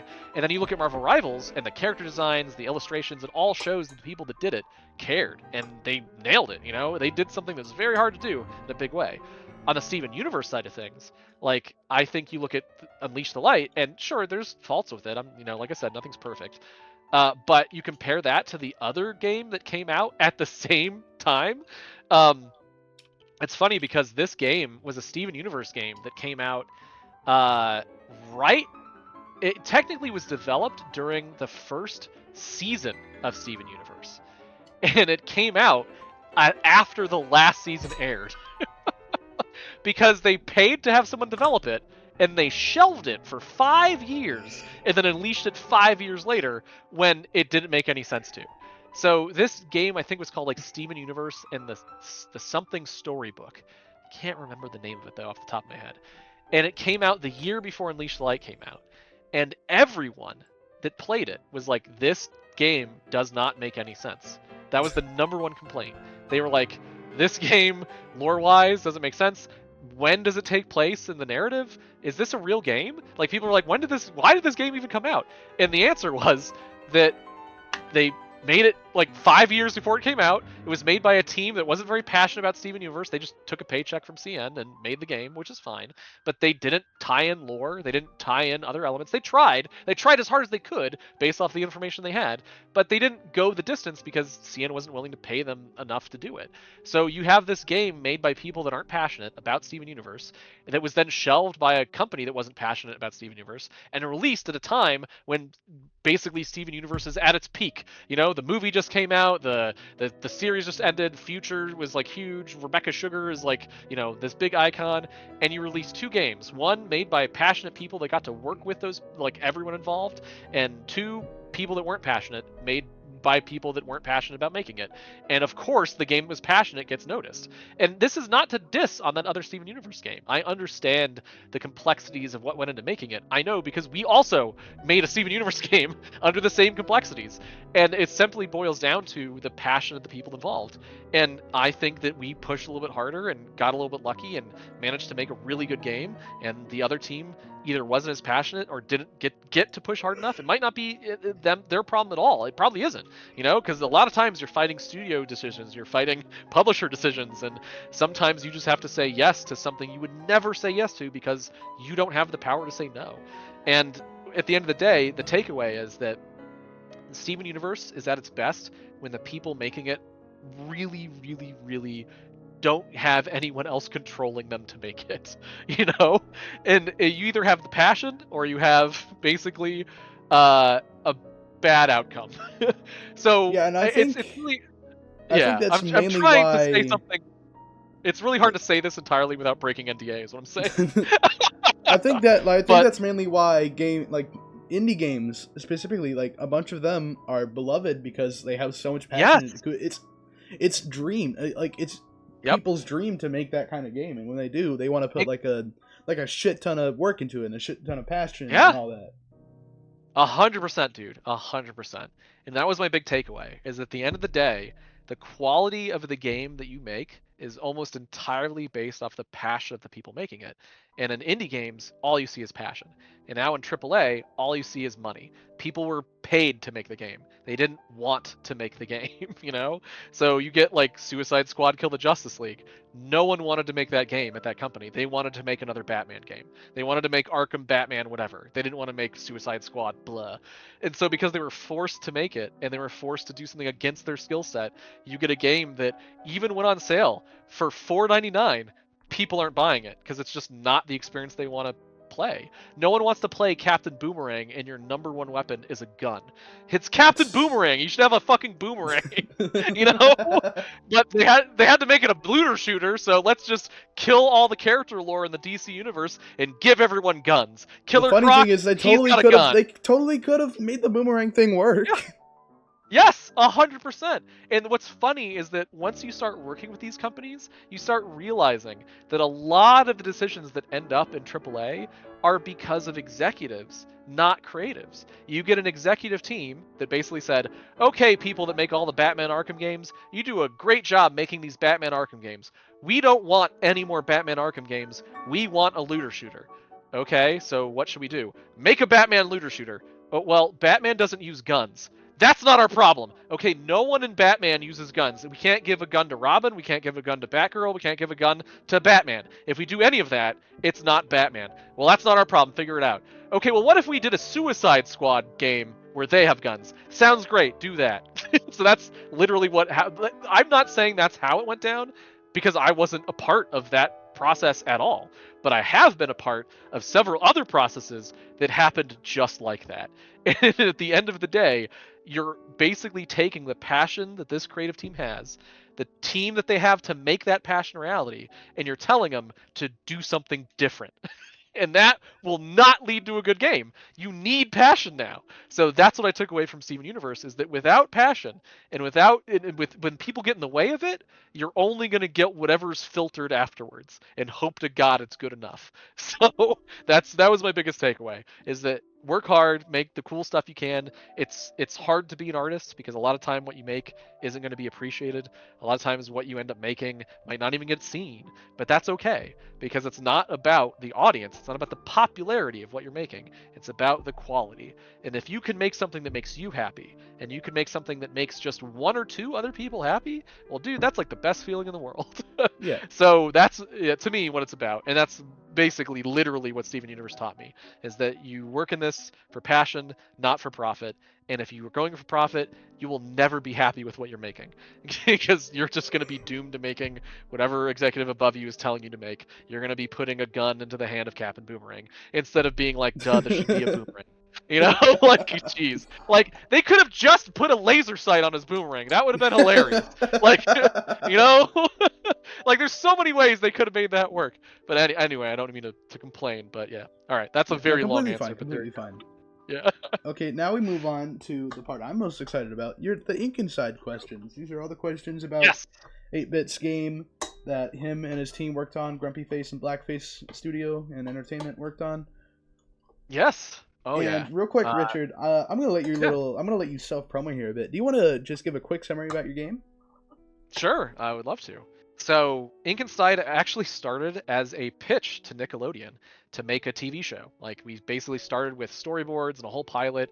We wrote like the first season worth of content, not like the whole thing, but just like outlines. And we pitched it to them, and they loved it. They actually loved it. We were very close to having Ink Inside be a show that would air next to Avatar, but it didn't because of the live action elements. So you notice the little live action that's in the game? That was like very much Nickelodeon was like, we're not going to do that. That'd be too big of a budget. It doesn't make sense. Just that's too weird. And I was like, okay, but you have to understand that just like giving guns to the people in the the Suicide Squad, but that don't use guns, trying to remove the live action from Ink Inside would make it no longer Ink Inside. The idea was to tell the story of these cartoons and as they were drawn, and to give them a realistic anchor to make it feel like they were actual illustrations. And in order to do that, I wanted it to be real. And they were like, well, what if you just drew Hannah and her father? And I was like, I don't feel that would be the same. I feel like there would be I definitely agree with you there. Like, it would not be the same at all if it was just illustrations. Yeah. So Ink Inside is, I know this started as a self-promo, but quick aside here. The only reason it's not a pilot is because Nickelodeon refused to greenlight a show that would require live action, and I felt that it was so necessary for it that I just didn't want it to move forward. I mean, there's a lot of butting of heads there, but it was where I drew the line. I was like, I'm not going to change this, because if I change this, it changes the heart of what this thing is. And so I'd already done that enough. I've had a lot of my ideas turned into something they aren't, and none of them were successful. Cough, cough. Bruce Willis movie. Like, so I've gone down that path, and this was the thing I was like, I'm not going to let that happen here. So, just a quick aside. That being said, Ink Inside started as a Nickelodeon pilot. It technically was a lost pilot because no one got to see what we made for them, and then it turned into a video. If you mind, I'm going to interrupt you here real quick. Are you telling me that somewhere out there in the world there is a pilot for an Ink Inside show? Yes. It's not fully animated. It's just storyboards with me voicing the characters. But yes. Is there ever going to be is this ever going to release, or is it like NDA boring stuff like you're not allowed to, Gur? Oh, I could absolutely release it. The problem is I have to find it. It's like 10 years old. And I literally have it on a hard drive. I'm staring at a shelf of hard drives above my computer, and I'm going to count them for you. 1, 2, 3, 4, 5, 6, 7, 8, 9, 10, 11, 12. Each one of those hard drives is about 2 to 3 years of work that Blackfield did, and I have no effing clue where that pilot is on any of them. So I have to sit down and just take those drives down and find it. But yes, it exists, and yes, it is technically a lost pilot. Nickelodeon has a ton of them, but this one was pretty far along, and I would love to put it out there as like, oh, it's lost media, woo! But yes, there is lost media. There is a lost pilot for Ink Inside as a show versus a video game, and it does exist. Look, I'm not going to tell you how to do your job, but like, if you ever do find it... Deal. If you ever do find it, I think it would be really cool. Just see that added in like the digital art book or something like that. Oh, dude, that's a great idea. You know what? I'm gonna start. I'll start looking for it this weekend a little bit Oh, because dude, I hell have a yeah. little. Yeah, and if I find it, I will. You will be the first person I show, like over my own team, just because it's so bad. It's so bad, and like you'll laugh to how bad it is. But yes, I will 100% do You've that. seen my work. You've seen what I've done. You saw all Oh the yeah, addition stuff I did. Don't worry. yeah. No, that's why you should take this as a warning. I have seen what you've done, and I'm telling you, this pilot ain't good. It's very much amateur hour, but that's what you tend to send to Nickelodeon, and when it comes to pitches, you don't want to show them anything too finished. But yeah, so Because they're gonna be like, yeah, no, we can't do that. You're way too like ecstatic about it. I feel like you're gonna do too much. no, when I find it, I'll show you. You'll just laugh because a lot of the storyboards are kind of simple, and a lot of the voice acting is terrible because it's just me. But that being said, it still exists. It's fun. I think it would be great to compare what we have. I'll see if I can dig it up because now that I'm thinking about it, I'm like, yeah, I should find it, make sure it doesn't get like lost in one of these things. Lost media is the That's worst thing ever. Like we need to. I think it's really good that we preserve all of it, but that is a great. long conversation. Yes. Oh, dude. Yes, it is. I have a lot to say about it too, and I'd I'm love all for media if preservation. you'd be down. I'd Yeah. love to interview about that. Like just talk about that. That'd be Deal. cool. Yeah, Oh yeah. anytime, man. I mean, it doesn't even have to be an interview. I'm happy to chat. But yeah, if you want, I'm totally down for an interview there. And I have a lot to say about media because my first job was actually as a video editor for commercials, and I'd edit it like. Are you familiar with the Harlem Globetrotters, the basketball team? Yeah, the basketball team. Yeah, they do tricks, and they'd go to like every city to like play a game versus the Washington Bullets, and then they do all these fun special tricks during it, like jumping off trampolines and spinning basketballs everywhere. So Uh-huh. I used to edit every one of their commercials that aired in the entire United States. Oh So my I'm talking god. about thousands and thousands of commercials. Yeah. And what's funny is that when you start doing that, you start realizing how much lost media there is.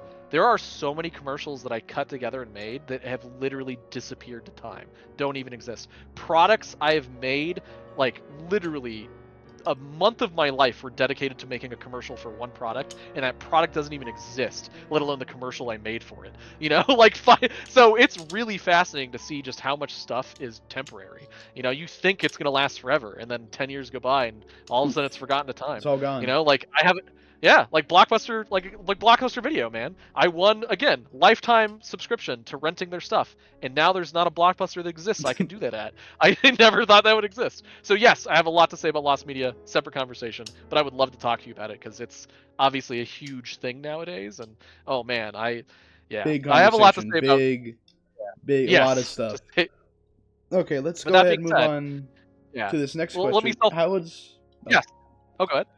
all right. How was starting up development for you? Pretty actually. Funny enough, the start of the development was the easiest part of the project, and it's usually the hardest. Starting development is usually a nightmare. It's about finding funding, putting your team together, making sure all the pieces are lined up, making sure you have enough time, finding a possible publisher, investors. It's a nightmare. But in this case, I had saved up some money for Blackfield to make my own thing, and I wasn't sure if I was going to make like maybe I'll make a movie or maybe I'll make a video game. I don't know. And then COVID hit. And what happened was Cartoon Network Games basically said, hey, there's some issues, and we're not going to be able to pay you as much money as we want to pay you. Again, this is NDA, but essentially what it boiled down to is as soon as Unleash the Light came out, we were basically out of a job. So we had No. no more games to work on. No more, yeah, exactly. Which again, COVID, so it happened. Yeah. And I right there was like, okay, I got this TV pilot I want to make from Nickelodeon. I've been sitting on it for at this point about 5 years. I have a team of people that no longer have a job. Very talented people, Justin and Sydney, who I mentioned before, and Chris. Mm-hmm. And wouldn't it be cool if I made this TV pilot as a game? Because it literally is just like the game we just made, Unleash the Light. I can just have talking animated characters. I can have full voice acting. All I got to do is change the combat a bit to be a little bit something different. I really wanted to push combat to be unique, to make the show feel unique. If you watch a TV show like Avatar, what's unique about it isn't just the characters and the world they're in. It's the fact they do kung fu with elements. That is Yeah. awesome as hell. So to me, it's like I got this really cool world with cool characters and a whole build, like lore I'm building, but also they they throw shit at people's faces and it hits and it's funny. Like that I love. Just breaking the world that they're in with dodgeballs. I wanted to have just a world that was fully interactive with something you could throw and knock stuff down, because as a kid that's fun, and wouldn't it be great if everyone in the world wanted you to do that? So a world of dodgeballs was that, literally people are telling you like, hit that vending machine for vandalism, or break these boxes, or hit me in the face. So I really wanted to lean into that. But that being said, starting Ink Inside basically was, okay, COVID hits, I have money, I have this project, I want to give jobs to me and the team so they have something to work on. So all I need is like a little bit of investors. So I basically reached out to some people I'd worked with in the past as Blackfield, and I didn't really solicit them as investors. I was just like, hey, I'm working on this thing, so I can't work on your thing. They hit me up to be like, oh, you're out of a job now? You're not working in the video game industry? Okay, cool. Can you do this? And I was like, no, I'm making my own video game now. And they're like, oh, well, in that case, can we join? And I was like, yes. So that was it. That was literally the start of development. As soon as they were on board, I was like, well, we have to do it now. So that was basically, with them on board, it made it so we had the big enough budget that we could basically make another Unleash the Light, but our own IP. And that's what we did. We did it with the same people even. So we got very, very lucky in that regard. But that being said, the stars aligned when it came to building our team out, to getting the people involved we wanted to, and to getting the voice actors we wanted. That all happened in year one immediately, and that never goes smoothly. It's always really, really rough, and we just got lucky. But then after that, oh man, after that was a journey. But that's a whole separate conversation. There's a lot of stuff that happened in making Ink Inside that normally would have derailed a game, but I made sure that didn't happen. So yay.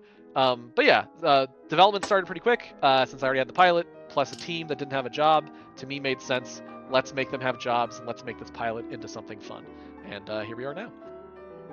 Alright, next question. By the way, I feel you. I've been working on my own little project myself. I got a bunch of friends working on it, just a bunch of people. Hell yeah, dude.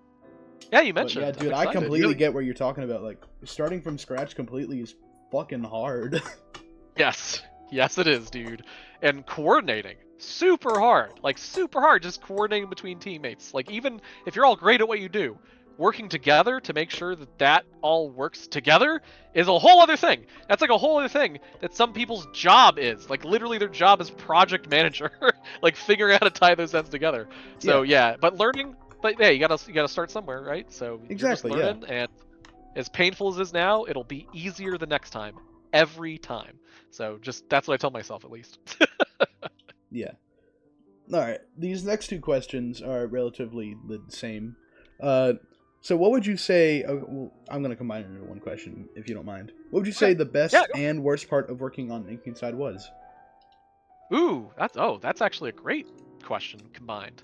So, best part was by far... hold on, I'm gonna tweak that.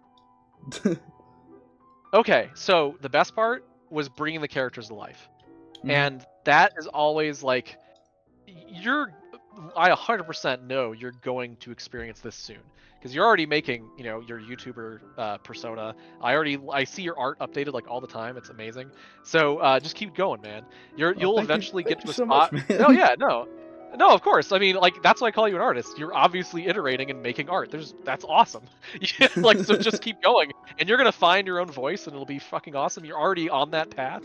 The point I simply wanted to make is that when it comes to making a character, just having the idea is one thing, but then adding a voice, adding a design, adding a 3D model, adding the story around them, all of that is like these extra steps that each one feels so different and weird, but when they come together and you see that character actually exist for the first time, that's like the best feeling ever. And doing that with this team was incredible. Like, I'm actually, more than anything, very, very proud of the characters we have in this game. I feel like Stick is very fleshed out and interesting, and I got to lean into Brian David Gilbert's, a little bit of his improv to really bring it out. I got to lean into Sydney's animations to simplify some things and give Stick a certain mood, and then I got to lean into Justin's design of, like, their expressions, and the way Stick shows their emotions is, like, so fucking just the best of the best of the best. And working with each of them to get that to a final result involved me getting them excited about each of these characters. They started excited about Stick and what Stick could be, and excited about Traff and what Traff could be. And once each one was excited, I just took the best of their content from that excitement and merged it all together into what we have now. And seeing the end result of that, seeing Traff come to life and curse with Deneen's, cursing, but Justin's little design with the little curse word fairy sprinkles, and Sid's animations to make like basically Traff very, very effeminate and like royal, but also crash and harsh and like really violent, was just like awesome. So the best part of working on Ink Inside to me was bringing the characters to life with a very talented team. They were all putting in their best. They were all really interested in what they were doing in each of the characters, and then making sure that I could put that together in a way that is it's the best of the best of the best of each of those characters. Even Foot of a Ferret, Foot of a Ferret, there's a reason that if you hit Calamity a couple times with a dodgeball, there's a rare line where they just go, ah! Like for like a solid like 5 seconds. That was literally Foot of a Ferret being like, wouldn't it be funny if we did this? And I was like, yes, so we're doing that now. And then we did it. I think it's just a random one, but originally it was gonna be if you hit them like 5 times, it does that. But the point simply being, oh yeah, when you hear it, it's pretty funny. But yeah, it's stuff like that. So that process is always the funnest to me, is seeing what everyone wants to bring to the table when they want to bring something to the table. I'm not just sitting there dictating, okay, so what's the best expression for Stick to have here? I'm like, Justin, draw me all of these expressions the way you want, the way you feel like it, and just tell me where they came from. And, they're not all going to be hits, but man, he's going to give me, 4 out of the 10 he gives me, 5 are going to be amazing. And those are the 5 we're going to use. So that was the best experience by far, because it's always fun to get characters to come to life. But to me, quality content starts with a character that's memorable. When you think of a show, you think of the characters in it first. When you think Gumball, you think Richard, you think Gumball, you think like Gumball's mom, you think it's their sister, the crazy one with the pink little rabbit that's like, I swear. Yes, yeah, Anais, thank you. I swear she influences a little bit of Bob's Burgers and what's her face, Luis and Bob's Burgers. So the point I'm simply saying is that characters to me are the heart of any story, and if you can get a really good character or two in a story, then that story is worth telling. A lot of people, if you think about it, Indiana Jones, I'm sure you're familiar with the Indiana Jones franchise, Crazy Archaeologist, at least know the name. The very first movie wasn't called Indiana Jones and the Raiders of the Lost Ark. The very first movie at launch was called Raiders of the Lost Ark. That's it. But then when everyone saw it, they went, oh, the Indiana Jones movie. And so every other movie that came out was called Indiana Jones and blank, blank, blank, blank, blank. So people liked it because of Indiana Jones. He was a cool character. He was this suave archaeologist that like was really, really smart, knew their lore when it came to like researching different stuff. But he was a badass that went out there and found those artifacts to put them in a museum. So his morality was stronger than anyone else's. He'd punch Nazis in the face and then like, fight the good fight just to take something and putting it in a museum for everyone else to see. And that is a cool character. That's a really cool character, especially when they have flaws, especially when they're too tired to fight and just pull out a gun and shoot someone. That is a character that people want to see more of. So that's why when it came to make the sequels, they're like, it's about Indiana Jones. So essentially what I'm getting at is I'm very proud, and the best part of working within this Ink Inside was making these characters that I think are fun and worth telling more stories about. The worst part, I also want a quick shout out. One of the best parts is also the live action stuff. It was really fun to make that. I just love filmmaking anyway, but I'm biased because, obviously background in that. That being said, the worst part is social media. Like, the worst part is that in making Ink Inside, we also have to promote it on Twitter. And that just wasn't fun, because Twitter was dying. We know how we feel about Twitter. We don't like it. Nuh-uh. Yeah, and now, we made all these cool TikToks that I loved, and TikTok is now going to get banned on this Sunday, Like, it'll still work. I'm very disappointed you never let me narrate a TikTok like you said you would. I know! Dude, I haven't forgotten! I literally haven't forgotten. So here's the compromise. I'm going to let you narrate something. It just won't be a TikTok, because no one's going to see it. So I'll probably make it a YouTube short or something. So I've been waiting to see how that shakes out. So Ink Inside's fun, but at the end of the day, it's still a project, and that requires... Yeah, exactly. Wait, did you hear that? Uh-oh. Yeah, well, no, I just heard you say, "Go away, I'm doing an interview." That's it. I was just I saying thought that's I had my exactly the mic point. muted. I'm so sorry. No, you're fine. That's the point I wanted to make. Is the hardest part about working on Ink Inside is that as you're working on it, you still have to do other stuff. You still Yeah. have to do social media. I still have to be a business, so I have to make You gotta sure that balance there's new life and investors. work, and it's like 50 different things Yes. you gotta do. Oh yeah, especially as like the director. That's like the hardest part is that you gotta lead by example. And all the best directors I ever worked with were ones that were willing to take responsibility over their team's mistakes. And also give them props. Like promote the team if they did something good. And also if they did something bad, just be like, it's not your problem, it's just a problem. It's okay. We'll go overcome it. So I try my best to lead by that example. If something goes wrong, it's us as the team that made that happen. It's not one person. And if something goes right, it's definitely us by the team, but that person needs to be, put on a pedestal and given some attention. So that always becomes a problem when you wear a lot of hats. So I wear a ton. I was the director and the producer, but I also did a lot of the sound effects. I also did a lot of the video production. I did all the stage design, all the stages I pretty much pieced together. You got a lot on your So plate.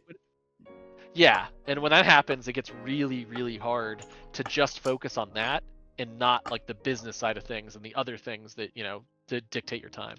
Yeah. So that's pretty much it. The hardest part about making anything is working on all the stuff that makes sure it goes smoothly instead of the actual stuff that's fun. Obviously there's a lot of fun involved, but there's also a lot of not fun involved, and it's mostly the business side of things. That's always very, very painful to do. Pretty much every artist will tell you that too. Is that monetizing what they make is always a problem, and it will always be well into the future. But if you can master that and at least give it the time that it's due, it will make the rest of the job a lot funner. Especially if you don't let it get in the way.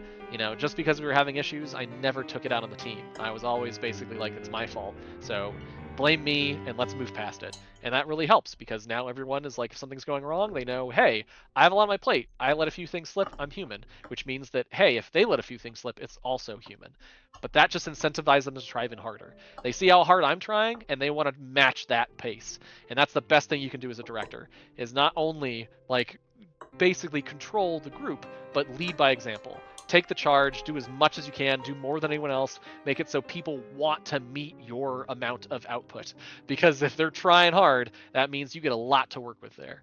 So that's a really long answer, but yeah, I'll stay a little bit longer just to keep answering some questions. Yeah, So we only got like 2 more questions, like 3 more. Okay, yeah, I'll stay an extra 15 or 20 minutes just to make sure I can answer them. But yeah, go ahead, shoot. What's the next ones? Were there any parts of development that frustrated you? Now, this is like more of a personal thing, but I love seeing like indie devs and like showmakers and all these people have this mistake that like that's just been there, and they're trying to fix it and fix it and fix it, and they finally get it done, and it's like, dude, it's fucking finally, I got the shit out of the way. Bro, that is a great question. And there's a lot of answers I could give you, like a lot. Like, we had some investors drop out, we had some money problems, we had some marketing problems, we had some PR problems. Like, there's, like, the list of what happens when you make a game is insane. So, I will give you the best answer, though. And that is the voice for Detective Fuzz. Oh my god. I cannot begin to tell you how many people we auditioned for that part. And we started very, very high. Like, I got Brian David Gilbert, and that was my #1 pick for Stick. My #1 pick was Brian David Gilbert, and when we got that, I was like, holy crap. And Deneen Melody was my top 2. She would have been #1 if I didn't know people that also knew a few VTubers. So I was actually trying to get a VTuber involved as Traff's voiced. But I won't get into who because it's technically NDA. But they couldn't do it because they're busy. But then Deneen was available, and she's fully independent. She's not repped by an agent. So if she likes a project, she'll say yes to it. And she read The Princess of Cursing, and she's like, oh yeah, I'm done. Let's go. And Deneen is so effing talented. So then that's the 2 of the 3 main characters I have voiced with almost my #1 pick for both. So then we get to Detective Fuzz. My #1 pick, top 2 picks were Danny DeVito really wanted Danny. I thought that'd be amazing because everyone wanted Danny DeVito for Detective Pikachu, right? And I was like, I literally hit up his agent. I was like, I know Danny DeVito the internet wanted him to be this furry detective, but how about instead I offer him this furry detective, and it's Detective Fun. You never got a response, or like were they like, nah? No, we were very close. Is that the problem is Danny DeVito costs a lot of money, and we just couldn't afford it. But the thing is, they were interested. And that says a lot. So we were very close to that. But the next one, oh my god, we actually had read for the character, interview for it, and it almost happened. The next one is Nick Offerman. Nick Offerman is Ron Swanson from Parks and Recreation, if you're familiar with it.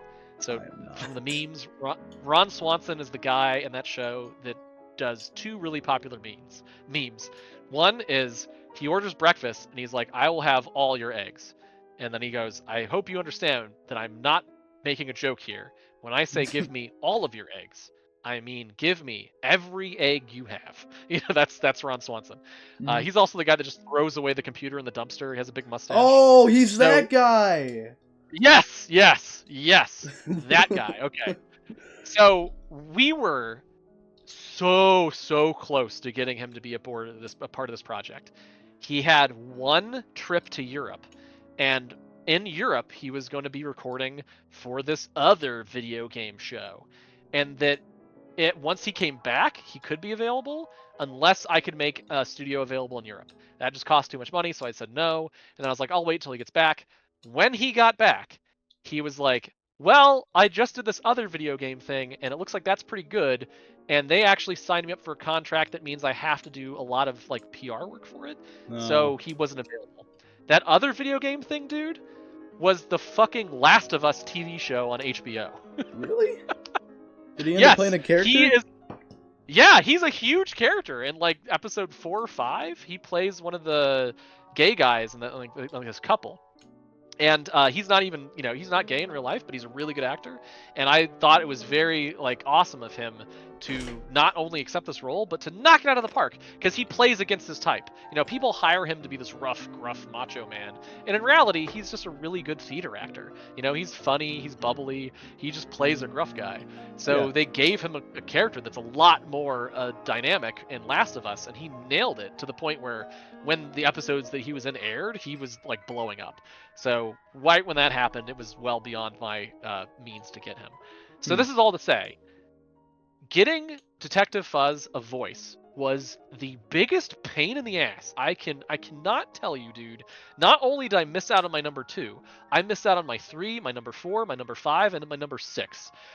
I literally had 6 people all voice this character and actually read lines and record. Like, I have tons and tons of dialogue from all 6 of these people, and none of them actually worked for the role, except for Danny DeVito and Ron Swanson. Their reads are pretty good. But I only have like 4 or 5 lines they did. The rest of the people, it just felt flat, or it didn't feel like they were involved, or they didn't understand the character. It didn't really ever connect until I met Ryan Cooper, and he, funny enough, he reached out to me through like our email, just basically being like, hey, I'm a voice actor. If you have any other characters in mind, just hit me up. I'm curious. And I looked at his reels, and at the time I only had a few extra characters, like some of the characters you voiced and some of the ones that Kickstarter people did. Nothing major. And I looked through his reels, and he did all these tiny little indie games, like a ton of them. He also did some big ones. He voiced like a no-name NPC in Fallout New Vegas. Really? Yeah. But he's just like one side quest in that whole, game. And the more I looked at his performances, the more I realized, okay, this guy is not only good, but he has that like gruffled, like grizzled detective sound, right? Yeah. And when I asked him, like, hey, can you be in that? He's like, well, what part do you want me to read? And I was like, before I tell you the role, can I just have you read some lines as this kind of character? And we started talking about the character. And he's like, okay, so you want me to be detective, but you want me to be a little wholesome. And I was like, basically imagine if Jim Gordon from Batman, the Commissioner Gordon, if Commissioner Gordon was Batman. So he's wholesome and he wants to follow the law, but he beats ass. Like Yeah. that's who Detective Fuzz is. He's the father figure that's guiding you through this, but at the same time he can put on a cowl and whoop some butt, at least in terms of being a detective. So once we kind of worked through that, he delivered a performance that was just like easily, it sounded like the detective. I was like, okay, that's it. And it's just happened so late in the production that a lot of our very first trailers didn't even have the right voice Yeah, actor. I remember playing through like the demos, the betas, and the Yeah, trailer, and it was all different voices. yeah. Yes, every time. And that was me constantly in the background, in addition to everything else being like, let's try this voice or this actor or that actor. And it was basically me putting it into a trailer so I could see it or hear it compared to the other characters. And oh, it sucked because it was so bad. Every single time I put it in there, I was like, this is so bad. Like the time when he was like Irish or like a little Scottish, and there was the other time where it was like a really loud voice. And every time I was like, ah. This is just like slightly better than the last, but it's still bad. So that was the hardest part, man. Like getting Detective Fuzz an actual good voice was so problematic. And this is my way of saying the key to making something good, anything good, isn't your skill and it isn't like talent. It's literally just iteration. It's you have to keep trying. So for Detective Fuzz, I was unwilling to settle on any of the voices we had because you heard it. It sucked. So I was like, I'm going to keep hiring people until finally someone actually gets it. And that was Ryan Cooper, and holy shit, that guy is now #1 on my list. When it comes to like any character that Nick Offerman or Danny DeVito can do, I'm gonna call Ryan Cooper first. And I literally have him in mind for so many other projects now because of it. So it's just funny because it goes to show you that he wasn't expecting a big role. He wasn't expecting a big part of the project. And just because he reached out to be like, hey, are you interested? Is there a spot for me? And I got to see the kind of talent he was. And then he brought all of this professionalism to the role. He was curious about the character, how to perform it, curious how to read for the lines. Like the guy was a dream to work with, and he immediately made everyone else look foolish. And he was the backup to the backup to the backup to the backup to the backup. You know? So yeah, that There's being a lot said, of layers there. yeah, but I was willing to try, and that's just my way of saying I refused to make Detective Fuzz sound like a cheesy character. I Like had to have him Irish. sound cool. Yeah, or Irish. Oh god, that was a mistake. Well, that's a funny story because we were trying to get another pretty famous Irish actor involved, but that was it kind of fell apart. Mm. So there's this guy named David Tennant who played Doctor Who. There was a moment he might be Detective Fuzz. So I had a sound-alike try to voice an overly Scottish version of him, and the end result was awful. So yeah. Anyway, that's my answer. Detective Fuzz, biggest pain in the butt for the whole project, but I'm really happy the final result. Was just a matter of persistence and time. Like if I did not have the extra time I did to get Detective Fuzz's voice to get Ryan Cooper on board, oh man, Detective Fuzz would have sounded like crap. As you know, as you've heard. So, yeah, I've heard. Anyway, yeah. But that's final 2 questions. Okay. Okay, this is final one, Ink and Said related. How did it feel to finally wrap up development? Really good, really satisfying, but also sad, because like whenever you close that book, it's like, okay, I'm putting it out in the world, so I have to be ready. And in this case, I wanted to be ready mentally, and I just wasn't. And actually, the reception's been very positive. We've had 2 negative reviews, and both of them are just like, I don't understand that was a teaser, and I can get that. I totally understand that. Do I feel it's fair? Not really, but it doesn't matter what I feel. It matters what they feel. What they feel like is what I'm telling isn't a complete story, and there's some truth to that. I play the credits after the teaser. And that makes you feel like, oh, this teaser? Oh, you're really hyped to go to chapter 2 and see all these cool characters? Yeah, roll credits. So like that's the way they felt, and I did not think that would be the case. I thought that's people how would I felt. it. You remember when Wii, like Nintendo Wii, like all that shovelware on there? You remember when they did all the all the Wii demos? Yes. Same thing, same feeling. Yeah, I was like that. No, yeah, I want more, but I don't want to pay like $20 for fucking Gnomes Run. Yes, exactly.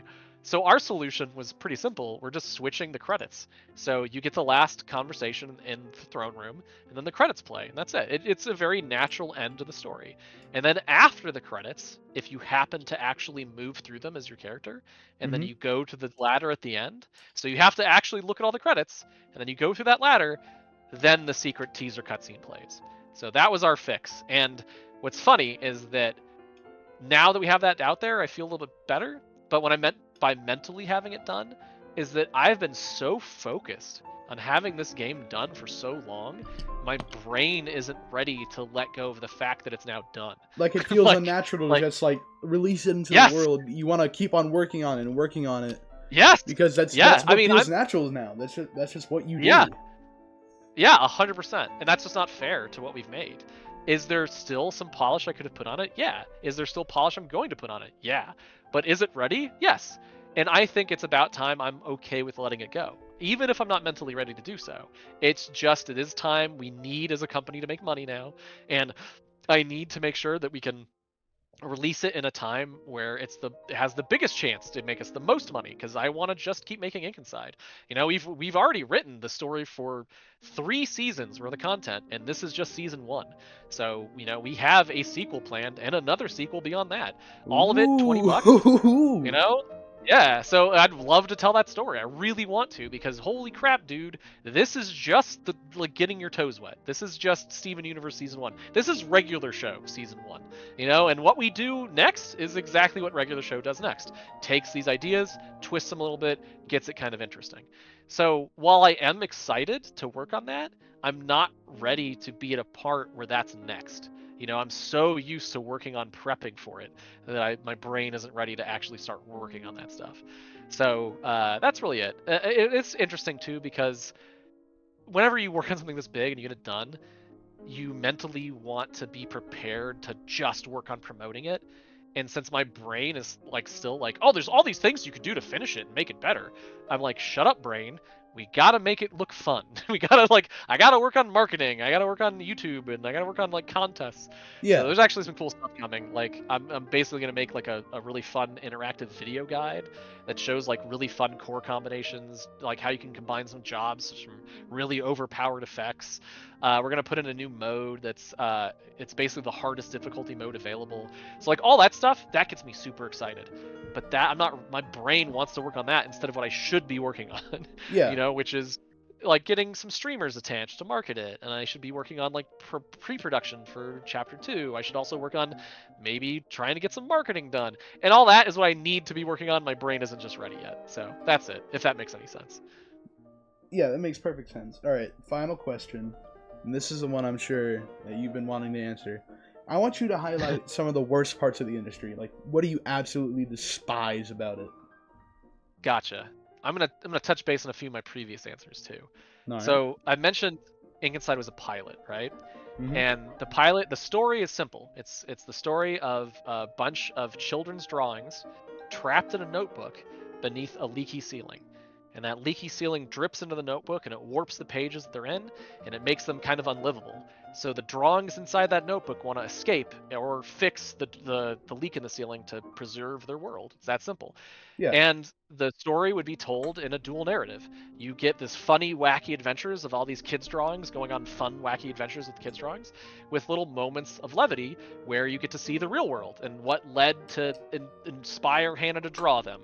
And so I was balancing drama with comedy, or like sincerity with comedy, which is what a really good cartoon show would do.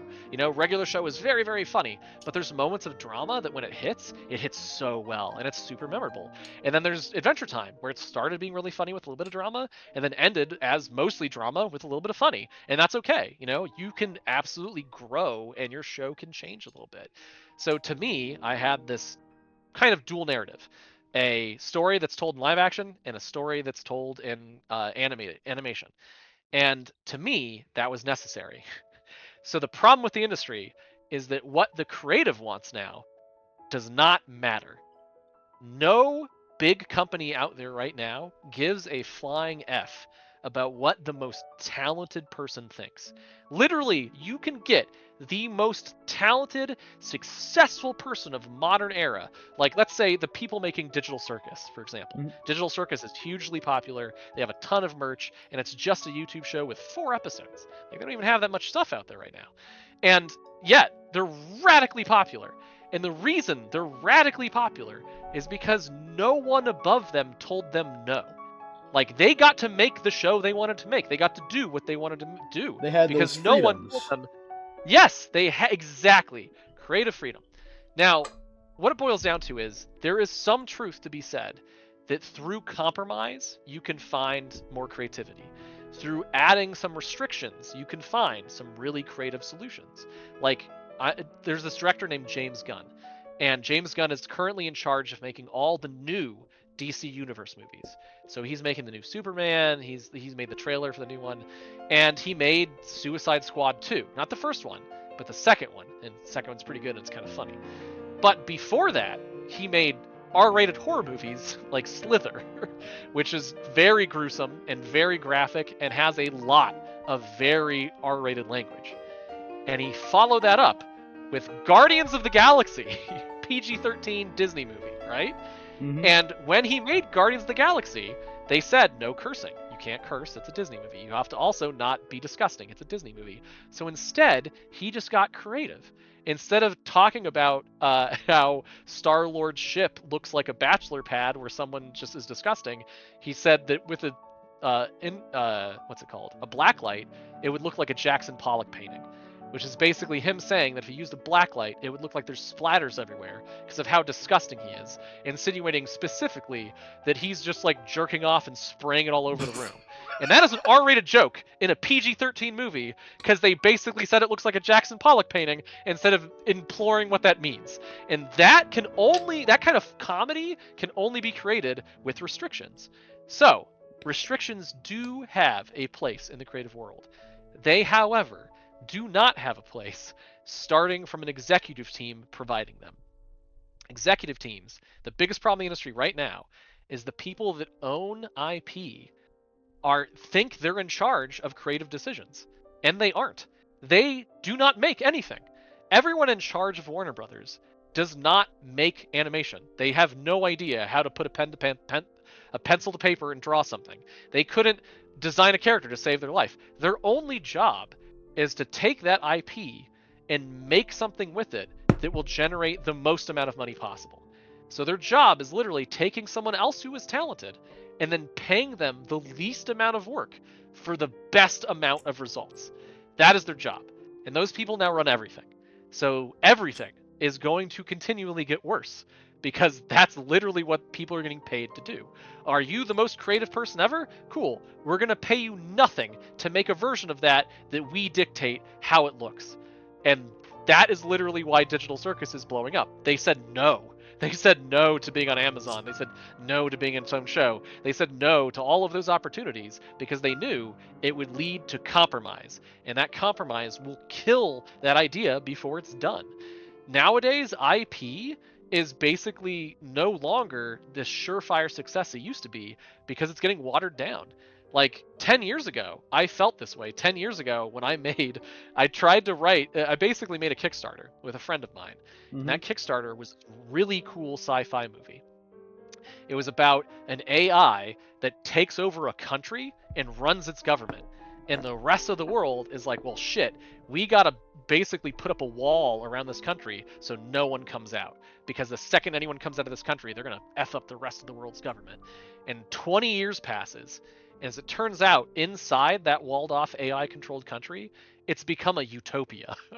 Except the AI goes rogue and kidnaps the daughter of the senator in the United States, and the U.S. has to send in a special forces team to retrieve the daughter, only to find out the whole country is living in a utopia, and it doesn't make sense why the AI would kidnap her to begin with.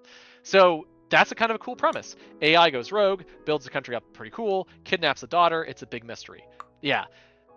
we made a Kickstarter for that movie. That Kickstarter got made and funded. We made the teaser for the movie. The teaser blew up. It caught Sony's attention. Sony went, hey, we want you to write a full script for this, which we did. They went, hey, that movie that's a full script costs way too much money, so we're going to hire someone else to write a different version, which they did. Hey, we wrote this different version. It's far worse than your version. Can you rewrite this worse version to be even worse so it costs just enough for us to actually greenlight it? And that's what we did. And we took a premise that everyone loved in a Kickstarter, and over the course of 10 years, turned it into Hard Kill, which is a movie everyone universally hates. And I do mean universally. It's at 0% on Rotten Tomatoes. So that's how we took a good idea and turned it into a bad one because of the existing studio process. And that was 10 years ago. Now it's worse because now all the people that already own those IPs only want people making content for them that are going to make it like for cheap and like of low quality. So that's how you get all these Star Wars shows that aren't worth watching. That's how you get 3 Star Wars movies that are okay, but end in a way that leaves everyone feeling kind of uncomfortable. You know, episode 9 was kind of an embarrassment. It wrapped nothing up. It didn't add to the tapestry. It just exists to make money for Disney as a Star Wars movie. And is that the goal they wanted? No. But it is the thing they prioritized. They prioritized making money with it. So that's what happened. It didn't end up being good. I definitely feel that way about like Disney and all these companies. Yes. Like you know, the Big Hero 6 stuff they did, Yes. like with Baymax and the Big Hero 6 cheesy Yeah. stuff. I really do wish they put like a higher like more effort in that, because I loved Big Hero 6. The concept was amazing. The characters were funny. The story was good. Then where to go after that? Nowhere. You know, like the story of the TV show is pretty good, but it feels like it could have been better with a higher budget. You know, or like bringing back in the original voice cast instead of, you know, a lot of new ones. Yeah. So Big Hero 6 is a great example. And that's the point I'm getting at, is that right now, unfortunately, a lot of IP is controlled by people that don't want to make good IP. They just want to make money with their IP. And the problem is you can only do that so much until that IP is worthless. Like, I don't know if you're even familiar with this franchise, but there was a time where the Terminator franchise, Terminator being Arnold Schwarzenegger as this robot. I'm a bit familiar, right? Yeah. Yeah. In 1992, it was the highest grossing, most popular sci-fi franchise of all time. All time. Period. No exceptions. And that was 30 years ago. And now, 30 years later, after Terminator 3, which was horrible compared to Terminator 2, Terminator Salvation, Terminator Genesis, Terminator Dark Vengeance or whatever, and then the Terminator Netflix show, all progressively worse versions of Terminator, all progressively moving away from what made Terminator good. Terminator started as a horror series with sci-fi elements. It was about escaping a robot that would not stop, sent from the future to kill you. And this robot doesn't have emotion, it can't be bargained with, it can't be asked, it is one goal, and its goal is to terminate you. That's terrifying. That is a terrifying premise, right? That's Terminator 1. Terminator 2 is, okay, what same premise, but that robot's now the good guy, protecting you against an even worse robot sent from the future to kill you. And he's not just killing you, he's killing your kid.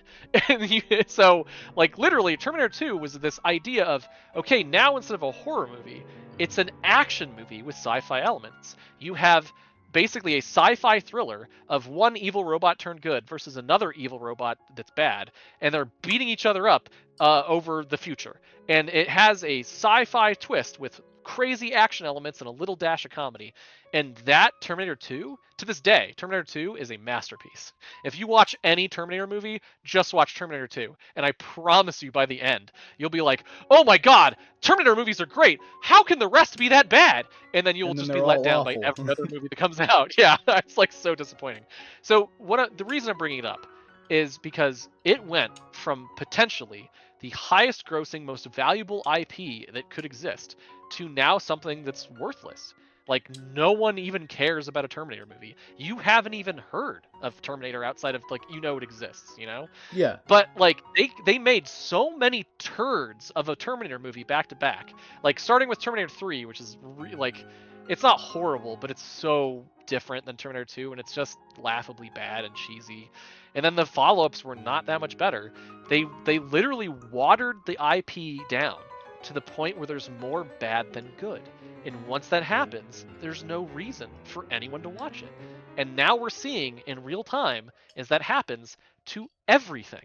There's more bad versions of Harry Potter now than there are good. Not to mention the author herself is now bad. So like, Yeah. why does anyone even care about a new Harry Potter thing outside of the original, premise? Sure, people are still spending money, like It's like Hogwarts a- Legacy did well, but It's like a parasite being injected into the IP. At first, it's doing amazing. It's like fully Yes. grown. It's thriving. But then this parasite gets in there, and slowly it shuts down all the organs until it's nothing, and it's just dead on the floor. Yep. You are 100% accurate in that statement, and that is the problem in the modern industry, is that every big company, pretty much every AAA studio, is run by those parasites. They do not care about the value of that IP. They only care about the money they can squeeze out of it. And the way they do that is, again, they underpay. So they'll greenlight a project, but never pay enough to make it the best it can be. Look at Multiverses. Multiverses is a Smash Brothers clone with all the Warner Brothers characters. Holy fuck, that game could be literally a classic, rivaling Marvel Rivals in terms of how many people are playing it. But because they refused to pay these creators, like these devs, the budget that game would require, you now have this giant mismatch of season passes and how it's played and balance issues. And the problem with that game is that the executive team wanted to pay themselves more money than the people that made the effing game. And once you do that, you tie their hands behind their back, and the best they can do is what we got. And don't get me wrong, it's a fun game. I like playing it. But is it competitive level? Are there tournaments? Do I see it lasting 5 years from now? No. And that's really sad, because so much in that game is good and interesting and creative and fun, but at the end of the day, the game itself falls flat because they just didn't have enough money to build it into something that it should have been. And if Warner Brothers just doubled their budget for that game and gave themselves twice the amount of time to work on it, it would have been so much better. And the funniest part about it is they ended up doing that anyway. Like, literally, they made the game once, and then they were like, just kidding, that's a beta. Okay, we're going to go back to the drawing board. And then the team was like, oh shit, this is a really popular game. We thought it wasn't going to be that popular. We paid you so little money because we thought it was going to be so little popular. And so then when it ended up being popular, crap, we got to give you popular money. So let's pause, give you popular money, but not too much, just enough. And then you can do a lot with that, but not like what you want to do. And then when it's done, it'll be a popular game, right? No. Because what the devs wanted is no, battle pass. They wanted to give you all the characters right out of the gate. They wanted to add all these modes, but they wouldn't get the money that was required to do it, or the time either. So instead, you get a game that works, but has a ton of bugs and has a ton of issues. It feels like a money grab. It's kind of grindy, and it doesn't make players happy. It barely works. Players play it. Yeah, it barely works. And so that is a monumental failure when it involves all your IP.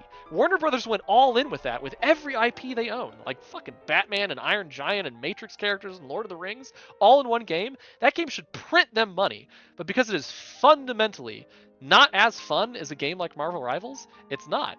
That's really the problem, is that they underfunded their developers to the point where it became impossible to make that game as fun as it should be. And if they just gave him a little bit of money or more time, that game would be around forever. And now it's not. And that is what's going to happen to almost every new AAA IP game until IP is worthless. And that's the biggest problem with the industry right now. My rant is that the people in charge of making games and making movies and making anything literally don't know how to make it. That's not their job. Their job isn't to make these things. Their job isn't a developer. It's not a director. It's not a programmer or an artist in any way. They are bankers and businessmen, and their only goal is to take something successful and squeeze it for all of its worth for them and not the people making it. And that's it. So now we get into this toxic relationship where the people with all the money have no creativity. and the people with all the creativity have no money. So you're getting a lot of people making some really cool stuff like Digital Circus, but it's slow because they don't have any money to make it. Now obviously they're making some faster episodes because they're getting money through YouTube and stuff like that. But And you're still seeing Netflix. these really I'm yes, sorry. Netflix. Yeah, no, good example. But the point I'm saying is that right now you're getting people on YouTube and TikTok and everywhere else making really good content that's funny and interesting. And sure, it might not be like AAA worthy, but it's good. You're getting AAA game developers like freaking Lethal League. Are you kidding me? What an amazing game! What like even Phasmophobia, made by one guy. But both of those games are funner than anything else AAA can deliver because those people made it out of passion. But it doesn't look like AAA because they don't have a budget for anything bigger. So we're getting into this spot where essentially the biggest problem with the industry right now is that it's run by people that don't know how to greenlight anything good that's new. New content is just disappearing because the people that own IP don't know how to make new content that's good. The best they can do is ride on coattails. And by ride on coattails, I mean basically remake something else that someone else already has done. You know, like the last new shows I can think of were all basically Loud House mocks, like copies. You know, I was like, okay, so Loud House is popular for Nickelodeon, and now everyone just wants to make a Loud House. How about a new show, just something effing new? And it's like they're so terrified of new because new takes time. New takes time to grow an audience, to engage with them, and to show what you have. Like, I expect Ink Inside to take a while to grow, but I do think it'll grow with enough people playing it, with enough people talking about it and showing what it's like. I have a lot of confidence it'll grow into something that's fun that people will like. But that is a risk that almost no one else with money is willing to take. That's why we're fully indie with a small indie publisher. All the publishers I talked to with Ink Inside, and I talked to a lot, dude. I talked to 50 publishers. 50. Dang. 15 of them were really big. You know, people you've heard of before, like Square Enix and Humble Bundle, and another big one was Rogue Games. All of them, across the board, were offering me deals that would remove creative control from me and give it to them and give me the least amount of money possible for that idea. And I'm just not willing to do that anymore. And that's now the industry standard, is if you have something cool and you want to go the traditional publishing route, if you pick a big publisher, they will, without question, try to screw you over. They do not care about you. They do not care about art. They care about money. And they want the most of it as possible. Yeah, it is. And that's the best advice I can give anyone right now, is try your best to avoid AAA. Try your best to question every opportunity that's given to you. Because as great as an opportunity as it looks, it almost always comes with a really big catch that's going to bite you in the butt, now worse than ever. So find success on your own. And by that, I mean you can. Look at YouTube. If you just work the algorithm to your favor, you can make whatever you want and make a living off of it. You don't need AAA anymore. And that's what I'm afraid is going to happen, is that AAA is going to continue to ruin really good ideas because they just literally don't know how to make a good thing by paying enough money or time for it, while everyone else makes a bunch of new ideas and they refuse to sell to AAA. And that's a good thing. I think that everyone that has an idea should be paid for it themselves versus needing a middleman. And sure, that requires new skills. You need to learn a bit of business management, but it's not hard. That's the funniest part about all of these AAA studios having basically what I call a bean counter at the top. Bean counter is an accountant. They just look at numbers. That job is easy as F, man. I have to do that job as part of my role at Blackfield. That is my job at Blackfield, is to make sure I make the most amount of money with this product. And I have to do that role a lot, but it takes the least amount of time out of my day to make those decisions. I'm talking about I will wake up in the morning, I'll brush my teeth, and I will go to the bathroom, and while I'm brushing my teeth and going to the bathroom, that's when I do my CEO work. That's when I do my business work. And it takes 10 minutes to do. I make a couple decisions, fire off an email, and I'm done. It's not valuable, it's not adding anything to the company, it's just necessary. And yet, big AAA companies pay those people the most amount of money. And that's where it's going instead of actually making cool shit. It is going to people that can do their job in the span of 10 minutes and instead expand it to suck up as much money as possible. Like this guy, I not to call names or name names, I shouldn't, but David Zadislev is the current CEO of Warner Brothers. His salary is $250 million a year. A What? year. Yes. Every year, he gets paid $250 million to do his job. And what his job has entailed is pulling things that have already been made out of market. He's the one that said no to like a regular show and Gumball and Adventure Time and Steven Universe being on HBO Max, and it's gone now. He's the one that said Batgirl is gone. He's the one that said Acme versus Warner is gone. All the decisions to remove content from his platforms were made by him, and he made that decision instead of cutting his salary. That's all he had to do. He could, instead of making $250 million a year, he could make $125 million, which is more than enough to live on, and it's also more than enough to say you are filthy rich. And if he did that, he could still have Batgirl, he could still have Warner versus Acme, and he could still have every show still on streaming. And he chose not to do It's that. just unnecessary greed. You don't need all that. Yes. Yes, you don't at all. The Nintendo CEO did exactly what I'm describing. So it is not outside the realm of possibility. When the Wii U didn't sell, the CEO of Nintendo halved his pay so he didn't have to fire anyone. And then guess what? They made the Switch and everything got fixed. And instead, Zadislav is doing the opposite. He is basically saying, pay me more money, and I will continue to kill as many shows as possible until there are none left and no one cares about the shows they do have, because the ones they do have are all going to be turned into multiverses, you know?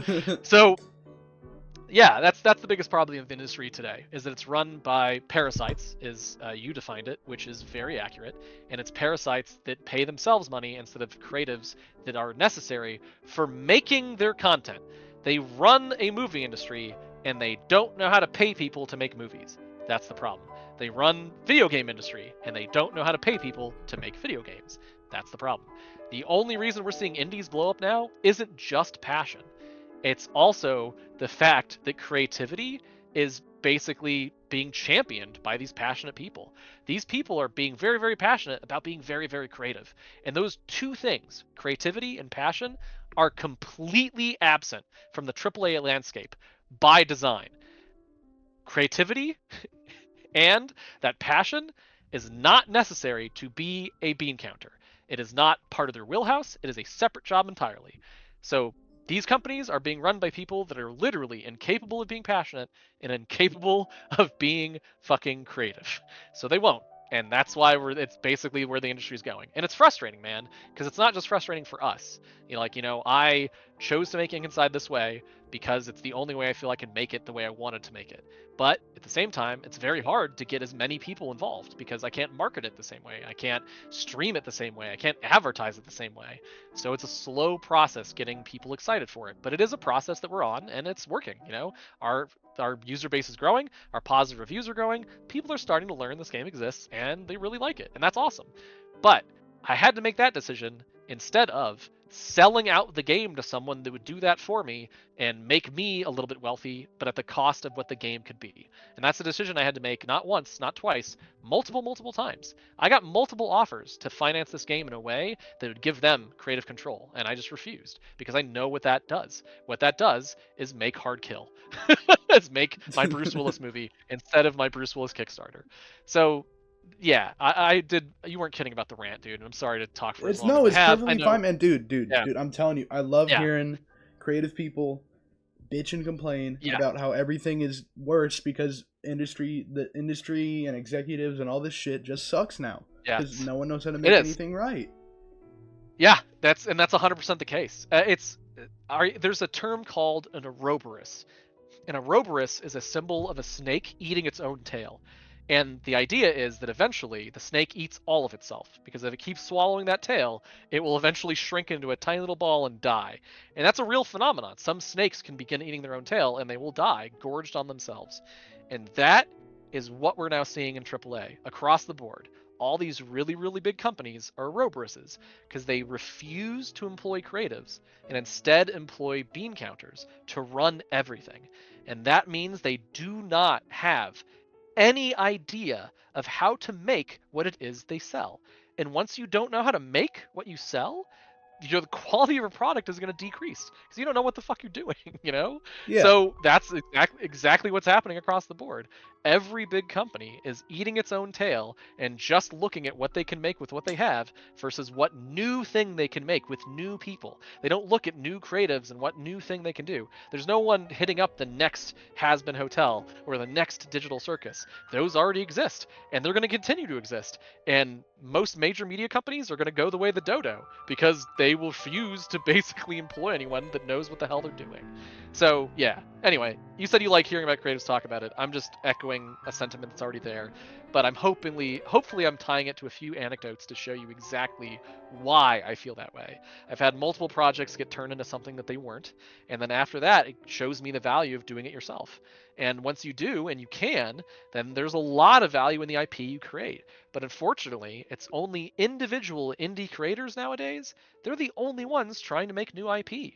Like, it's rare, so rare, to see any big company actually trying to make new IP right now.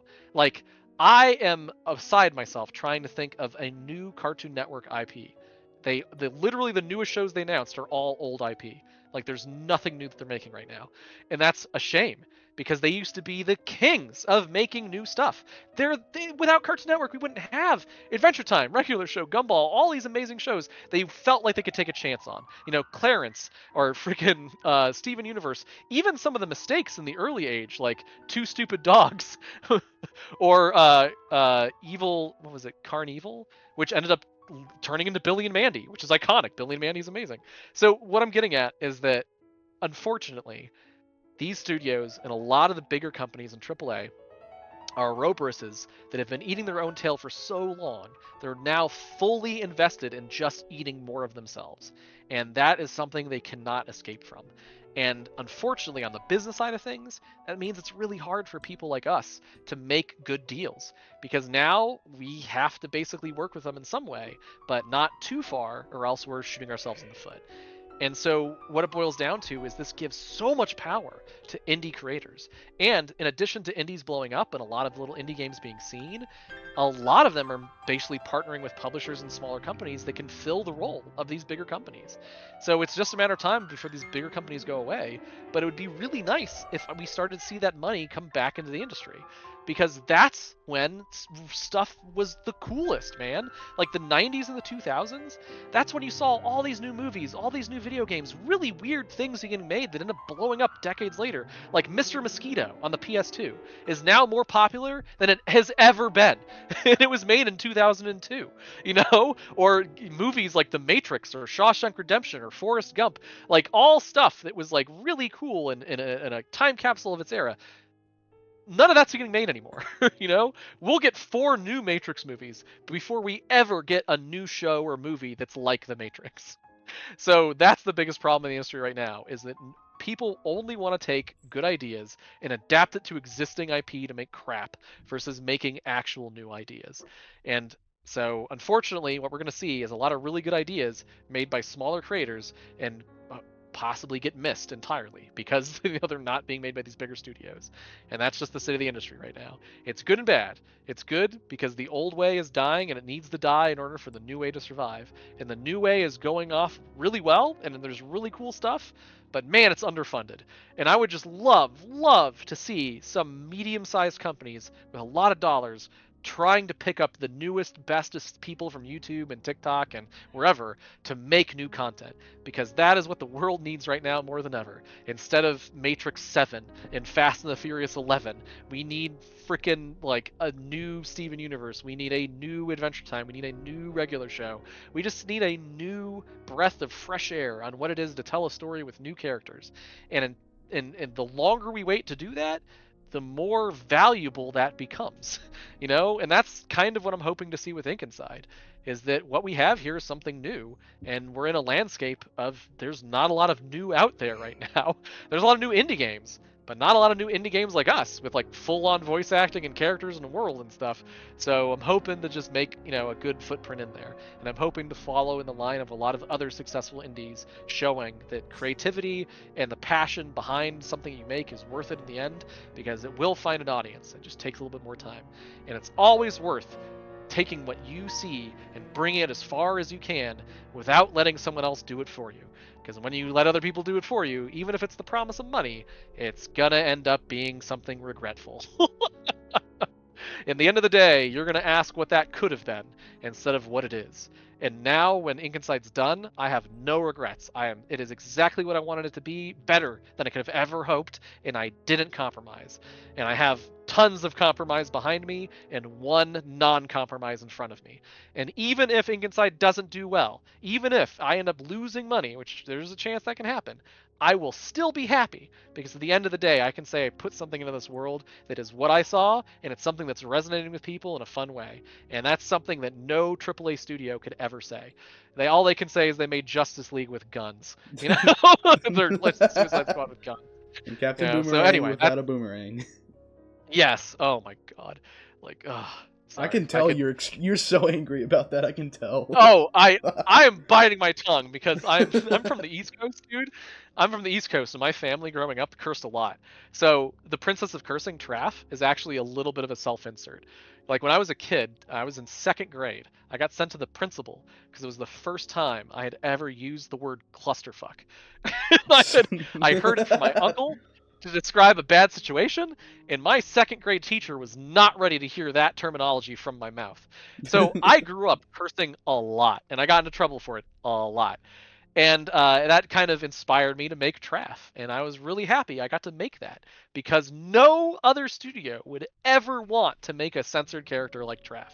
Nickelodeon was game, because the secret, I'll tell you, is that when we recorded Traff, Deneen never curses.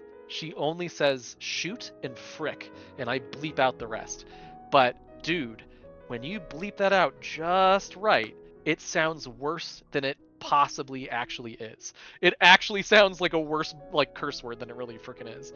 Yeah. So she did say some curse words. We do have a variation of it where there's some curse, but the main takes I use in the game right now are all her never actually cursing.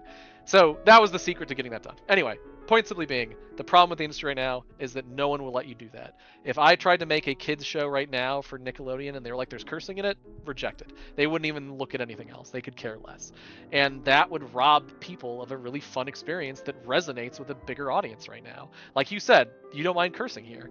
Like, everyone at a AAA studio thinks that's still something to worry about. Our game got rated E. Ink Insight is rated E. E for everyone. Despite having cursing and sex jokes and all sorts of other stuff in there, E for everyone. Kind of like Guardians of the Galaxy got to keep their PG-13 after, I think it was the 3rd one? Yep. They still, the 3rd one where they got to drop 2 F-bombs, and they still got to keep PG-13. Yeah. And it's usually 1 F-bomb for that to happen. So, yeah. Anyway, yeah, I think that pretty much sums it up. I could talk much longer, and the whole reason I brought up cursing is because the frustration you're feeling with me talking about it wasn't just from personal experience. It was also from me biting my tongue, so I don't make 50% of what I'm saying curse words. That's how I usually tell a story. That's definitely a struggle. But yeah, it is. And it's also frustrating when you work so hard on these things. Years and years and years. Like, all the Steven Universe games in total, 7 years of my life. 7 years of my life that I spent working on something is now no longer available for people to play or buy in any way. And that is a pretty horrible feeling. Because, like, how would freaking Leonardo da Vinci feel if he paints the Mona Lisa? And they're like, great, we want you to paint 2 more. Okay, cool, it took you 20 years to paint 3 Mona Lisas? Great. No one for the rest of human history will ever see them. Like, do you think the Mona Lisa would still be popular? No. No one would fucking know what it is.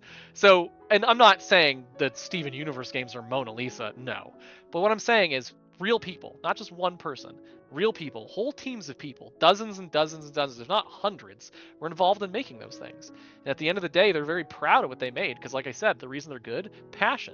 And that passion to make art, especially art you already like. We already love Steven Universe, and we get to add that little, stitch in their tapestry. Hell yeah, we want to do that. And hell yeah, we'll be willing to work 7 years for it. And hell yeah, we will defend to the death people having the right to see it.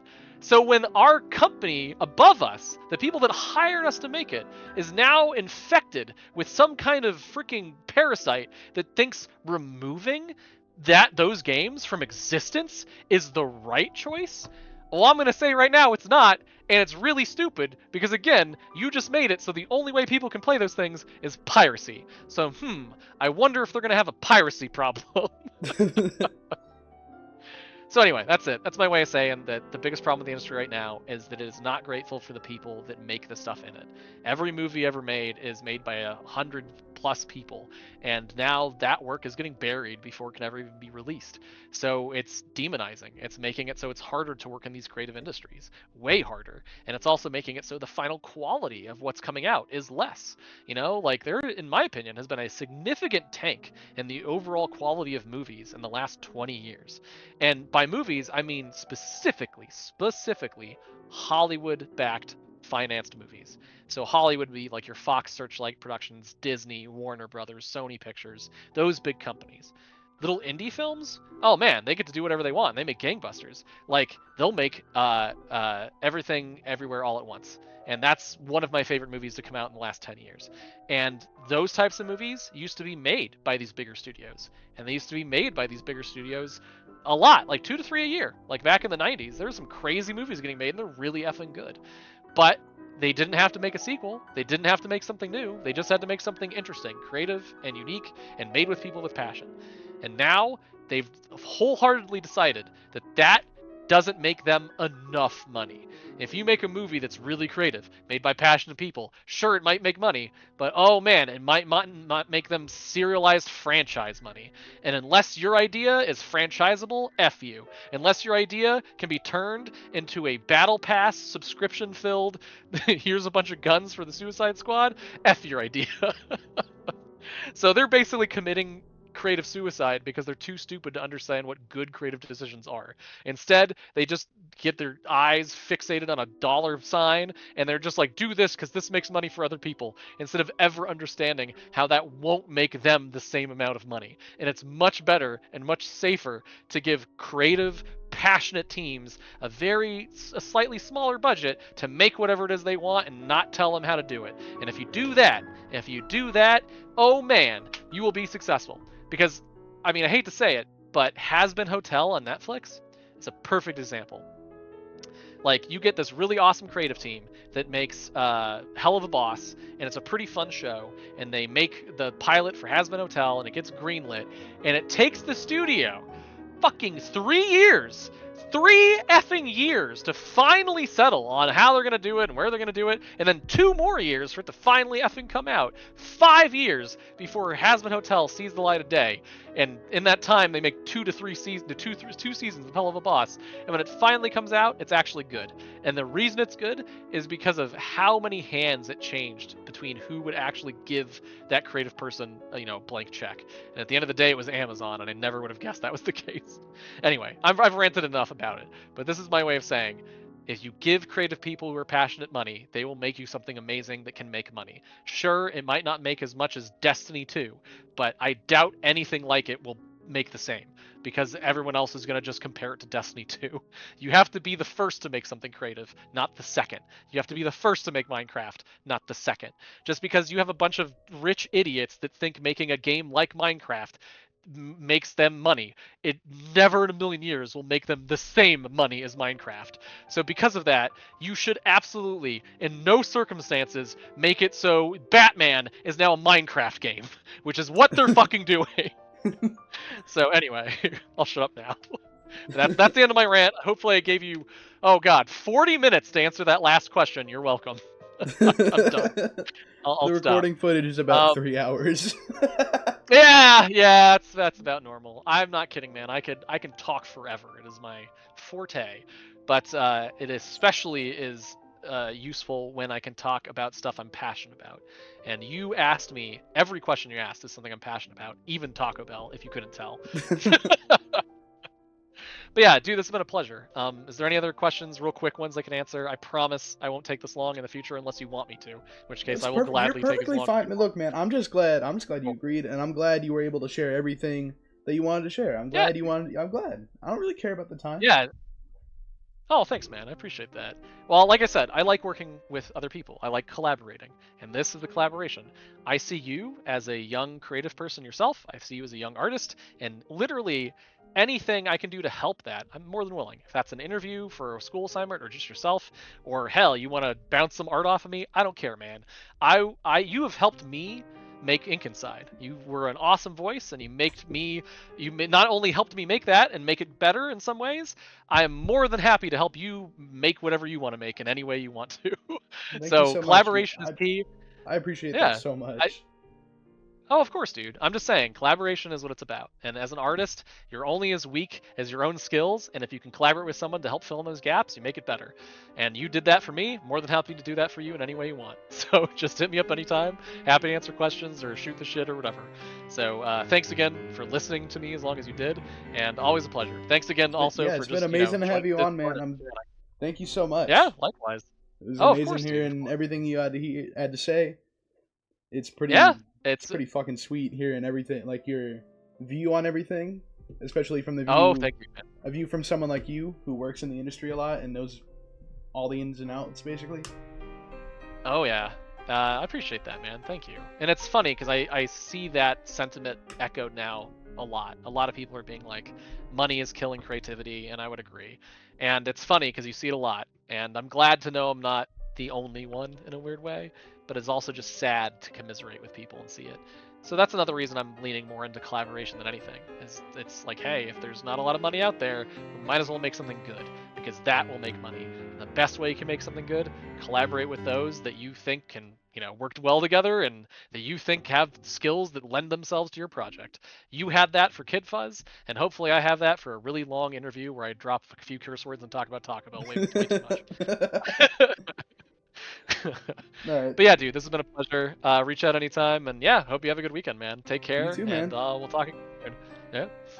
All right, see you later. All right, man. Thank I'm gonna you. wrap it up. Thank you But again. yeah, I'll talk to you again soon. Yeah. Oh, anytime, man. Anytime. This has been a blast.